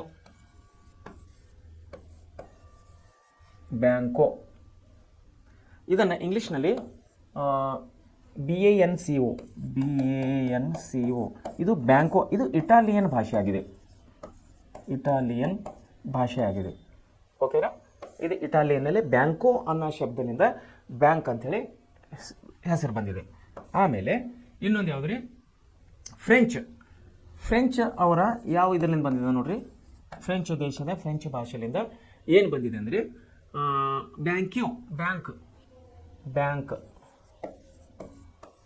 ಬ್ಯಾಂಕ್ ಅನ್ನೋದು ಏನು ಸ್ಪೆಲ್ಲಿಂಗ್ ಇದು? BANQU ಅಂದರೆ ಬ್ಯಾಂಕು ಅನ್ನೋ ಫ್ರೆಂಚ್ ಶಬ್ದದಿಂದ ಬ್ಯಾಂಕ್ ಅನ್ನೋಂಥ ಹೆಸರನ್ನು ಇದಕ್ಕೆ ಬಂದಿದೆ. ಅಂದರೆ ಬ್ಯಾಂಕ್ ಎಂಬ ಪದವು ಇಟಾಲಿಯನ್ ಒಂದು ಭಾಷೆಯಿಂದ ಬಂದಿದೆ, ಆಮೇಲೆ ಫ್ರೆಂಚ್ ಅನ್ನುವಂಥ ಎರಡು ಶಬ್ದಗಳಿಂದ ಬಂದಿದೆ. ಇವುಗಳ ಅರ್ಥ ಏನಂದರೆ ಬೆಂಚು. ನೋಡ್ರಿ, ಇವುಗಳ ಅರ್ಥ ಏನಂದರೆ ಬೆಂಚು. ಬೆಂಚು ಅಥವಾ ಹಣವನ್ನು ವಿನಿಮಯ ಮಾಡಿಕೊಳ್ಳುವ ಟೇಬಲ್. ನೋಡ್ರಿ, ಬೆಂಚು ಅಥವಾ ಹಣವನ್ನು ವಿನಿಮಯ ಮಾಡುವ ಟೇಬಲ್ ಅಂತೇಳಿ ನಾವು ಕರೆಯೋರಾಗಿದ್ದೇವೆ. ಬೆಂಚು ಅಥವಾ ಹಣವನ್ನು ವಿನಿಮಯ ಮಾಡಿಕೊಳ್ಳುವ ಟೇಬಲ್ ಆಗಿದೆ. ಹಾಗಾದರೆ ಬ್ಯಾಂಕಿಂಗ್ ಕಂಪನಿಯು ಹಣಕಾಸಿನ ವ್ಯವಹಾರ ಅಂದರೆ ಹಣವನ್ನು ತಮ್ಮಲ್ಲಿ ಇಡುಗಂಟಾಗಿ ಇಟ್ಟುಕೊಂಡದ್ದನ್ನು, ಇಡುಗಂಟಾಗಿ ಅಂದರೆ FD ಅಂತೇಳಿ ಕರಿತೀವಿ ನಾವು. FD ಅಂದರೆ ಫಿಕ್ಸ್ಡ್ ಡಿಪಾಸಿಟ್. ಅದರ ಬಗ್ಗೆ ಮುಂದೆ ಬರುತ್ತೆ ನೋಡ್ರಿ. ಇಡುಗಂಟಾಗಿ ಇಟ್ಟುಕೊಂಡಿದ್ದನ್ನು ಸಾಲ ಕೊಡುವ ಸಂಸ್ಥೆಯಾಗಿದೆ. ಆಮೇಲೆ ಸಾಲ ಕೊಡುವ ಸಂಸ್ಥೆಯಾಗಿದೆ ಎಂದು ವ್ಯಾಖ್ಯಾನಿಸಬಹುದು. ಬ್ಯಾಂಕು ಹಣಕಾಸಿನ ಸಂಸ್ಥೆಯಾಗಿದ್ದು ಠೇವಣಿಗಳನ್ನು ಸ್ವೀಕರಿಸಿ, ಠೇವಣಿ ಅಂದರೆ ಏನಂತೀವಿ ನಾವು? FD ಅಂತೇಳಿ ಕರೆಯೋರಾಗಿದ್ದೇವೆ. FD ಅಂದರೆ ಫಿಕ್ಸ್ಡ್ ಡಿಪಾಸಿಟ್, FD ಅಂತೇಳಿ ನಾವು ಕರೆಯೋರಾಗಿದ್ದೇವೆ. ಏನಂತಾರೆ? ಠೇವಣಿಗಳನ್ನು ಸ್ವೀಕರಿಸಿ ಆ ಠೇವಣಿಗಳನ್ನು ಸಾಲದ ರೂಪದಲ್ಲಿ ಬ್ಯಾಂಕ್ ಇಟ್ಟಂತ ಈ ಏನು ಮಾಡ್ತಾರೆ? ದುಡ್ಡನ್ನು ಮಂದಿಗೆ ಏನು ಮಾಡ್ತಾರೆ? ಸಾಲದ ರೂಪದಲ್ಲಿ ಬೇರೆ ಬೇರೆ ಸೇವೆಗಳಿಗಾಗಿ. ನೋಡ್ರಿ, ಒಂದೇ ಸೇವೆ ಕೊಡ್ತಾ ಇಲ್ಲ ಅವರು, ಬೇರೆ ಡಿಫ್ರೆಂಟ್ ಸೇವೆಗಳಿಗೆ ಇವರು ಸಾಲವನ್ನು ಕೊಡ್ತಾ ಇದ್ದಾರೆ, ಸೇವೆಗಳಿಗಾಗಿ. ಇದು ಯಾರ ಹಣವನ್ನು ಉಳಿತಾಯ ಮಾಡಬೇಕೆಂದು ಬಯಸುವವರು, ಯಾರು ಹಣವನ್ನು ಉಳಿತಾಯ ಮಾಡಬೇಕಂತ ಬಯಸ್ತಾರೋ ಅವರಿಂದ ಸ್ವೀಕರಿಸಿ. ನೋಡಿ, ಒಂದು ಊರಾಗ ಒಂದು 20-30 ಜನ ಅಥವಾ 50 ಜನ ಶ್ರೀಮಂತರು ಇರ್ತಾರೆ. ಒಂದು 200-300 ಮನೆ ಅದನ್ನು ಕೊಡಿ. 10-20 ಜನ ತುಂಬ ಶ್ರೀಮಂತರಿರ್ತಾರೆ, ಇನ್ನೂ 10-20 ಜನ ಮೀಡಿಯಂ ಮಧ್ಯಮ ಕ್ರಮಾಂಕದಲ್ಲಿ ಶ್ರೀಮಂತರಿರ್ತಾರೆ, ಇನ್ನೂ ಒಂದು 10-20 ಜನ ಕನಿಷ್ಠವಾಗಿ ಅಂದರೆ ಸಣ್ಣ ಪ್ರಮಾಣದಲ್ಲಿ ಶ್ರೀಮಂತರಿರ್ತಾರೆ. ಈ ಶ್ರೀಮಂತರಂದರೆ ಏನಂದರೆ ಇವ್ರ ಹತ್ರ ದುಡ್ಡು ಇರ್ತದೆ. ಇವ್ರು ಏನು ಮಾಡ್ತಾರೆ ಅಂದರೆ ಯಾರ್ಯಾರು ಉಳಿತಾಯ ಮಾಡ್ಬೇಕು ಅನ್ನಿಸ್ತಾರೋ, ನೋಡ್ರಿ, ಯಾರು ಹಣವನ್ನು ಉಳಿತಾಯ ಮಾಡ್ಬೇಕು ಅನ್ನಿಸ್ತಾರೋ ಅಂದರೆ ಬ್ಯಾಂಕಲ್ಲಿ ಇಟ್ಟರೆ ಬ್ಯಾಂಕ್ನವರು ಆ FD ಅಮೌಂಟಿಗೆ ಬ್ಯಾಂಕಲ್ಲಿ ಇಟ್ಟಂಥ ದುಡ್ಡಿಗೆ ಬಡ್ಡಿಯನ್ನು ಕೊಡ್ತಾರೆ ಅವರಿಗೆ. ಬಡ್ಡಿಯನ್ನು ಕೊಡ್ತಾರೆ ಇಟ್ಟವ್ರಿಗೆ, ಹಣ ಇಟ್ಟವ್ರಿಗೆ. ನೋಡ್ರಿ ಅದೇ ಕೊಟ್ಟಿದ್ದಾರೆ ಇಲ್ಲಿ. ಯಾರು ಹಣವನ್ನು ಉಳಿತಾಯ ಮಾಡಬೇಕು ಅನ್ನಿಸ್ಕೋತಾರೋ ಬಯಸ್ತಾರೋ ಅವರಿಂದ ಸ್ವೀಕರಿಸಿ, ಶ್ರೀಮಂತರಿಂದ ದುಡ್ಡು ಯಾರ ಕಡೆ ಇರ್ತಾವ್ರಿ? ಶ್ರೀಮಂತರ ಕಡೆ ಇರ್ತಾವೆ. ಸ್ವೀಕರಿಸಿ ಅವರಿಗೆ ಅವಶ್ಯವಿದೆಯೋ, ಯಾರಿಗೆ ಅವಶ್ಯವಿದೆಯೋ ಸ್ವೀಕಾರ ಮಾಡೋದು ಶ್ರೀಮಂತರ ಕಡೆಯಿಂದ, ಯಾರಿಗೆ ಅವಶ್ಯವಿದೆಯೋ ಅವರಿಗೆ ಸಾಲದ ರೂಪದಲ್ಲಿ ಕೊಡುತ್ತಾರೆ. ಸಾಲದ ರೂಪದಲ್ಲಿ ಯಾರಿಗಪ್ಪ? ಹೊಸ ಹೊಸ ಬಿಸ್ನೆಸ್ ಮಾಡೋರಿಗೆ, ಅಗ್ರಿಕಲ್ಚರ್ ವ್ಯವಸಾಯ ಮಾಡೋರಿಗೆ. ಒಬ್ಬ ರೈತ ಇದ್ದಾನೆ, ಅವನಿಗೆ ಒಂದು ಟ್ರ್ಯಾಕ್ಟರ್ ತೊಗೊಳಕ್ಕೆ ಅನ್ಕೋರಿ, ಅಥವಾ ಹೊಲದಲ್ಲಿ ಒಂದು ಬೋರ್ ಹಾಕೊಳ್ಳೋಕಂತೆ, ಅಥವಾ ಹೊಸ ಬೀಜ ಗೊಬ್ಬರಗಳನ್ನು ಖರೀದಿಗಾಗಿ, ಅಥವಾ ಒಂದು ಹೊಲದಲ್ಲಿ ಬಾವಿಯನ್ನು ತೋಡಲಿಕ್ಕಾಗಿ, ಅಥವಾ ರಸಗೊಬ್ಬರಗಳನ್ನು ಖರೀದಿ ಮಾಡೋಕ್ಕಾಗಿ, ಹೀಗೆ ಯಾವುದೋ ಒಂದು ವಿಧ ರೂಪದಲ್ಲಿ ಸಾಲವನ್ನು ಕೊಡ್ತಾರೆ. ಬ್ಯಾಂಕಿಂಗ್ನಲ್ಲಿಯೇ ಸೇವೆಗಳನ್ನು ಉಪಯೋಗಿಸಿಕೊಳ್ಳುವ ಆ ವ್ಯವಹಾರಗಳನ್ನು, ಬ್ಯಾಂಕಿಂಗ್ನಲ್ಲಿ ಇರುವ ಸೇವೆಗಳನ್ನು ಉಪಯೋಗಿಸಿಕೊಳ್ಳಲು ಆ ವ್ಯವಹಾರವನ್ನು ಬ್ಯಾಂಕಿಂಗ್ ಅಂತೇಳಿ ನಾವು ಕರೆಯುವರಾಗಿದ್ದೇವೆ. ಬ್ಯಾಂಕುಗಳು ಸಾರ್ವಜನಿಕರ ಠೇವಣಿಗಳನ್ನು ಅವರಿಗೆ ಬೇಡಿಕೆ ಅನಿಸಿದಾಗ, ಯಾರಿಗ್ರೆ? ಬ್ಯಾಂಕಿಗಳು ಸಾರ್ವಜನಿಕ ಠೇವಣಿಗಳನ್ನು ಅವರಿಗೆ ಬೇಡಿಕೆ ಅನಿಸಿದಾಗ ಚೆಕ್ಕು ಅಥವಾ ಡ್ರಾಫ್ಟ್ ಮತ್ತಿತರ ರೂಪದಲ್ಲಿ ಮರುಪಾವತಿ ಮಾಡುತ್ತಾರೆ. ಯಾರು? ಬ್ಯಾಂಕ್ನವರು. ಅಂದರೆ ಇಟ್ಟಂಥ ಹಣವನ್ನು ವಾಪಸ್ ಹೊಳ್ಳಿ ರಿಟರ್ನ್ಸ್ ಬೇಕಂದರೆ ಅವ್ರಿಗೇನು ಕೊಡ್ತಾರೆ? ಅವರಿಗೆ ಚೆಕ್ ಕೊಡ್ತಾರೆ ಅಥವಾ ಡ್ರಾಫ್ಟ್ ಕೊಡ್ತಾರೆ, ಕೊಟ್ಟು ಅವರ ಹಣವನ್ನು ಅವರಿಗೆ ರಿಟರ್ನ್ ಆಗಿ ಮಾಡ್ತಾರೆ. ಸೊ ಏನಾಗ್ತದೆ ಅಲ್ಲಿ? ಬ್ಯಾಂಕಿಂಗ್ ನೋಡಿ, ಅವರಿಗೆ ಬೇಡಿಕೆ ಅನಿಸಿದಾಗ ಅಂದರೆ ಅವರಿಗೆ ಬೇಕಾದಾಗ ಚೆಕ್ಕು ಅಥವಾ ಡ್ರಾಫ್ಟ್ ಮೂಲಕ ಹಣವನ್ನು ಮರುಪಾವತಿ ಮಾಡುವರಾಗಿದ್ದಾರೆ. ಬ್ಯಾಂಕ್ಗಳ ಗುಣ ಮತ್ತು ಲಕ್ಷಣಗಳು, ಬ್ಯಾಂಕುಗಳ ಗುಣ ಮತ್ತು ಲಕ್ಷಣಗಳು. ಸೊ ಬ್ಯಾಂಕ್ಗಳು ಹೇಗಿರ್ತಾವ ಅನ್ನೋದನ್ನು ನಾವು ನೋಡೋದಾದರೆ, ಹಣದ ವಹಿವಾಟು. ಬ್ಯಾಂಕ್ಗಳ ಕೆಲಸ ಏನ್ರಿ? ಮೇನ್ ಪ್ರಮುಖವಾದಂಥ ಅವ್ರ ಕೆಲಸ ಏನು? ಹಣದ ವಹಿವಾಟು. ಅಂದರೆ ದುಡ್ಡು ಇನ್ನೊಬ್ಬರ ಕಡೆ ತಗೊಳ್ಳೋದು, ಇನ್ನೊಬ್ಬರಿಗೆ ಕೊಡೋದು, ಇದು ವಹಿವಾಟು. ದಟ್ ಕಾಲ್ಸ್ ಬಿಸ್ನೆಸ್ ಅಂತೇಳಿ ಕರಿತೇವೆ ನಾವು, ಟ್ರಾನ್ಸ್ಫರ್ಸ್ ಅಂತ ಕರಿತೇವೆ ನಾವು. ಒಬ್ಬರ ಹತ್ರ ದುಡ್ಡು ತಗೊಳ್ಳೋದು, ಇನ್ನೊಬ್ಬರಿಗೆ ಸಾಲ ಕೊಡೋದು, ಒಬ್ಬರ ಹತ್ರ FD ತಗೊಳ್ಳೋದು, ಇನ್ನೊಬ್ಬರಿಗೆ ಸಾಲ ಕೊಡೋದು. ದಟ್ ಕಾಲ್ಡ್ ಟ್ರಾನ್ಸ್ಫರ್ಸ್ ಅಂತೇಳಿ ನಾವು ಕರೆಯವರಾಗಿದ್ದೇವೆ. ಹಣದ ವಹಿವಾಟು. ಬ್ಯಾಂಕುಗಳು ಹಣಕಾಸಿನ ಸಂಸ್ಥೆಗಳಾಗಿದ್ದು, ಎಂಥ ಸಂಸ್ಥೆಗಳಾಗಿದ್ದೇವ್ರಿ ಬ್ಯಾಂಕುಗಳು? ಕಿರಾಣಿ ಅಂಗಡಿಗಳಾಗ್ಯಾವನ್ರಿ? ಇಲ್ಲ, ಹಣಕಾಸಿನ ಸಂಸ್ಥೆಗಳಾಗಿದ್ದು ಸಾರ್ವಜನಿಕರ ಹಣದ ವಹಿವಾಟನ್ನು ಮಾಡುತ್ತವೆ. ಸೊ ಬ್ಯಾಂಕ್ ಏನು ಮಾಡ್ತಾರೆ? ಸಾರ್ವಜನಿಕರ ಹತ್ರ ಇರುವಂಥ ಹಣವನ್ನು ಬ್ಯಾಂಕ್ನಲ್ಲಿ ಡಿಪಾಸಿಟ್ ಕೊಂಡು ಅವಶ್ಯಕತೆ ಇದ್ದವರಿಗೆ ಸಾಲ ಕೊಡ್ತಾರೆ. ಸೊ ದುಡ್ಡು ಯಾರ್ದಿದು? ಸಾರ್ವಜನಿಕರು ದುಡ್ಡನ್ನು ವ್ಯವಹಾರ ಮಾಡ್ತಾರೆ, ಇವರು ವಹಿವಾಟನ್ನು ಮಾಡ್ತಾರೆ. ಆಮೇಲೆ ಮತ್ತೇನು ಮಾಡ್ತಾರೆ ಬ್ಯಾಂಕದವರು? ವ್ಯಕ್ತಿ ಅಥವಾ ಸಂಸ್ಥೆ ಅಥವಾ ಕಂಪನಿ. ಬ್ಯಾಂಕು ಒಬ್ಬ ವ್ಯಕ್ತಿ ಆಗಿರ್ಬೋದು, ಬ್ಯಾಂಕು ಅಥವಾ ಒಬ್ಬ ವ್ಯಕ್ತಿ ಆಗಿರ್ಬೋದು, ಸಂಸ್ಥೆ ಅಥವಾ ಕಂಪನಿ ಆಗಿರ್ಬೋದು. ಬ್ಯಾಂಕಿಂಗ್ ಕಂಪನಿ ಅಂದರೆ ಹಣಕಾಸಿನ ವ್ಯವಹಾರ ಮಾಡುವ ಸಂಸ್ಥೆಯಾಗಿದೆ. ಸೊ ಬ್ಯಾಂಕ್ ಯಾರ ಜೋಡಿಗೆ ವ್ಯವಹಾರ ಮಾಡ್ತಾರೆ?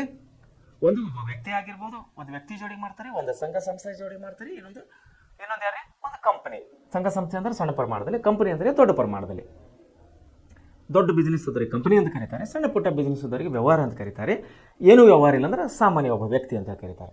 ಸೊ ಬ್ಯಾಂಕ್ ಯಾರ ಜೋಡಿಗೆ ವ್ಯವಹಾರ ಮಾಡ್ತಾ ಇದೆ? ಇಲ್ಲಿ ಒಂದು ವ್ಯಕ್ತಿ ಜೋಡಿ, ಎರಡನೇದು ಸಂಘ ಸಂಸ್ಥೆ ಜೋಡಿ, ಮೂರನೇದಾಗಿ ಕಂಪನಿಗಳ ಜೊತೆ ಇಲ್ಲಿ ವ್ಯವಹಾರ ಮಾಡ್ತಾ ಇದೆ. ಆಮೇಲೆ ಮತ್ತೇನು ಮಾಡ್ತಾ ಇದ್ದಾರೆ ಬ್ಯಾಂಕ್ದವರು? ಒಂದೇನಪ್ಪ ಅಂದ್ರೆ ಹಣದ ವಹಿವಾಟು ಮಾಡ್ತಾರೆ. ಒಂದು ವ್ಯಕ್ತಿ ಅಥವಾ ಸಂಸ್ಥೆ ಕಂಪನಿ ಜೋಡಿಗೆ ವ್ಯವಹಾರ ಮಾಡ್ತಾ ಇದ್ದಾರೆ. ಇನ್ನೊಂದು ಏನು ಮಾಡ್ತಾರೆ? ಠೇವಣಿಗಳನ್ನು ಅಂಗೀಕರಿಸ್ತಾ ಇದ್ದಾರೆ. ಠೇವಣಿಗಳಂದ್ರೆ ಹೇಳಿದ್ರೆ ಡಿಪಾಸಿಟ್, ಫಿಕ್ಸ್ ಡಿಪಾಸಿಟ್ ಅಂತ ಹೇಳ್ತಾರೆ, FD ಅಂತ ಹೇಳಿ ಬರ್ಸಿ ನೋಡ್ರಿ, FD ಅಂತೇಳಿ. ಸೊ ಏನಂದ್ರೆ ಬ್ಯಾಂಕು ಏನಾಗಿದೆ? ಸಾರ್ವಜನಿಕರಿಂದ ಠೇವಣಿಗಳನ್ನು ಅಂಗೀಕರಿಸ್ತಾರೆ. ಬ್ಯಾಂಕ್ ಏನು ಮಾಡ್ತಾರೆ? ಸಾರ್ವಜನಿಕರಿಂದ ಠೇವಣಿಗಳನ್ನು ಇವರು ಅಂಗೀಕಾರ ಮಾಡ್ತಾರೆ. ಉದಾಹರಣೆಗೆ ಈಗ ನಾವು ಪೋಸ್ಟ್ ಆಫೀಸ್ ಹೆಸರು ಕೇಳಿದಿರ್ತಾವೆ. ಪೋಸ್ಟ್ ಆಫೀಸ್, LIC ಕೇಳಿದ್ರಿ? LIC ಹಳ್ಳಿಗೊಂದು LIC ಅಂತೂ ಫೇಮಸ್. ಬಹುಶಃ ಹಳ್ಳಿಗೆ ಕೆಲವು ಮಂದಿ ಬ್ಯಾಂಕ್ ಅಂದ್ರೆ ಗೊತ್ತಿರಲಿಲ್ಲ, ಬ್ಯಾಂಕ್ನಾಗ ಹೋಗ್ಲಿಕ್ಕಿಲ್ಲ, ಆದರೆ LIC ಅಂದ್ರೆ ಗೊತ್ತಿರುತ್ತೆ. ಯಾಕಂದ್ರೆ LIC ಏಜೆಂಟ್ರು ಮನೆಗೆ ಹೋಗಿರ್ತಾರೆ. ಅಲ್ಲಿ LIC ಏಜೆಂಟ್ರು ಸಾರ್ವಜನಿಕರ ಮನೆಗಳ ಹೋಗಿ ತಿಳಿ ಹೇಳಿಸ್ತಾರೆ. ಅವ್ರು ನೋಡಿರಿ, ನಿಮ್ಮ ಹೆಸರು ಮೇಲೆ ಒಂದು ಪಾಲಿಸಿ ಇದೆ, ನಿಮ್ಮ ವಯಸ್ಸಿಗಿದೆ, ನಿಮ್ಮ ಬಿಸ್ನೆಸ್ಗೆ ಸಂಬಂಧಪಟ್ಟಂಗಿದೆ, ನೀವು ಒಂದು ಪಾಲಿಸಿ ಮಾಡಿರಿ, ನಿಮಗೆ ಅನುಕೂಲ ಆಗ್ತದೆ. ಬದುಕಿದ್ದಾಗೋ ಸತ್ತಾಗೋ ಎರಡೂ ಸಮಯದಲ್ಲಿ ನಿಮ್ಗೆ LIC ಪಾಲಿಸಿ ಅನುಕೂಲ ಆಗ್ತದೆ ಅಂಥೇಳಿ LIC ಏಜೆಂಟ್ರು ಮನೆ ಊರುಗಳಿಗೆಲ್ಲ ತಿರುಗ್ತಾ ಇದ್ದಾರೆ, ಪ್ರಚಾರ ಮಾಡ್ತಾ ಇದ್ದಾರೆ. ಸೊ ಹೀಗಾಗಿ LIC ಆಲ್ಮೋಸ್ಟ್ ಎಲ್ಲ ಜನರಿಗೂ, ಎಲ್ಲ ಹಳ್ಳಿ ಜನರಿಗೆ ಗೊತ್ತಿದೆ ಅಂತ ಹೇಳಿ ನಾನು ಅನ್ಕೋತೀನಿ. ಆದರೆ ಬ್ಯಾಂಕ್ ಕೆಲವೊಬ್ರಿಗೆ ಗೊತ್ತಿರಲಿಕ್ಕಿಲ್ಲ. ಯಾಕಂದರೆ ಬ್ಯಾಂಕ್ನವ್ರು ಯಾರೂ ಮನೆಗೆ ಹೋಗೋದಿಲ್ಲ, ಸಾರ್ವಜನಿಕರ ಕಡೆ ಹೋಗೋದಿಲ್ಲ ಇವತ್ತಿನ ಕಾಲದಲ್ಲಿ. ಹೀಗಾಗಿ ಬ್ಯಾಂಕ್ ಸೇವೆ ಕೆಲವೊಬ್ಬರಿಗೆ ತಲುಪದೇ ಇರ್ಬೋದು, ಆದರೆ LIC ಆಲ್ಮೋಸ್ಟ್ ಎಲ್ಲ ಊರಿಗೆ ತಲುಪಿದೆ ಅಂಥೇಳಿ ನಾನು ಭಾವಿಸ್ತೀನಿ ನಾನು. ಸೊ ಹೀಗಾಗಿ ಬ್ಯಾಂಕ್ದವರು ಏನು ಮಾಡ್ತಿದ್ದಾರೆ? ಸಾರ್ವಜನಿಕರಿಂದ ಠೇವಣಿಗಳನ್ನು ಸಂಗ್ರಹಿಸ್ತಾ ಇದ್ದಾರೆ. ಈ ಠೇವಣಿಗಳನ್ನು ಏನು ಮಾಡ್ತಿದ್ದಾರೆ ಠೇವಣಿದಾರರು ಬೇಡಿಕೆ ಇಟ್ಟಾಗ ನಮಗೆ ರಿಟರ್ನ್ ಬೇಕ್ರಿ, ನಾವು ಇಟ್ಟಂಥ ದುಡ್ಡು ನಮಗೆ ರಿಟರ್ನ್ ಬೇಕ್ರಿ ಅಂದಾಗ ಆಗೇನು ಮಾಡ್ತಾ ಇದ್ದಾರೆ, ಒಂದು ನಿರ್ದಿಷ್ಟ ಅವಧಿ ಮುಗಿದ ಮೇಲೆ ಹಿಂತಿರುಗಿಸಬೇಕಾಗುತ್ತದೆ. ಒಂದು ನಿರ್ದಿಷ್ಟವಾದಂಥ ಅವಧಿ ಏನು ಮಾಡ್ತಾರೆ ಈ ಫಿಕ್ಸ್ ಡಿಪಾಸಿಟಿಗೆ, ಅದರ ಹೆಸರೇ ಫಿಕ್ಸ್ ಡಿಪಾಸಿಟ್. ಫಿಕ್ಸ್ ಅಂದರೆ ಇಷ್ಟು ವರ್ಷ, ಇಷ್ಟು ತಿಂಗಳು, ಇಷ್ಟು ದಿನ ಅಂಥೇಳಿ ಒಂದು ನಿಗದಿ ಮಾಡಿರ್ತಾರೆ. ಒಂದು ದಿವಸ, ಒಂದು ತಿಂಗಳು, ಒಂದು ವರ್ಷನ ನಿಗದಿ ಮಾಡಿರ್ತಾರೆ. ಉದಾಹರಣೆಗೆ 100 ದಿವಸ, 50 ದಿವಸ, 60 ದಿವಸ, 10 ದಿವಸ, 2 ತಿಂಗಳು, 6 ತಿಂಗಳು, 1 ವರ್ಷ, 4 ವರ್ಷ, 5 ವರ್ಷ, 10 ವರ್ಷ, ಎನಿವನ್ ಅವರಿಗೆ ಅನುಕೂಲ ಆಗುವಂತೆ, ಯಾರಿಗೆ ಕಸ್ಟಮರ್ಗೆ, ಹಣ ಇಡುವವರಿಗೆ ಅನುಕೂಲವಾಗುವಂತೆ ಅವರು ಇಷ್ಟು ದಿವಸ, ಇಷ್ಟು ತಿಂಗಳು, ಇಷ್ಟು ವರ್ಷ ಅಂತೇಳಿ ಫಿಕ್ಸ್ ಡಿಪಾಸಿಟ್ ಮಾಡ್ತಾರೆ ಬ್ಯಾಂಕ್ನಲ್ಲಿ.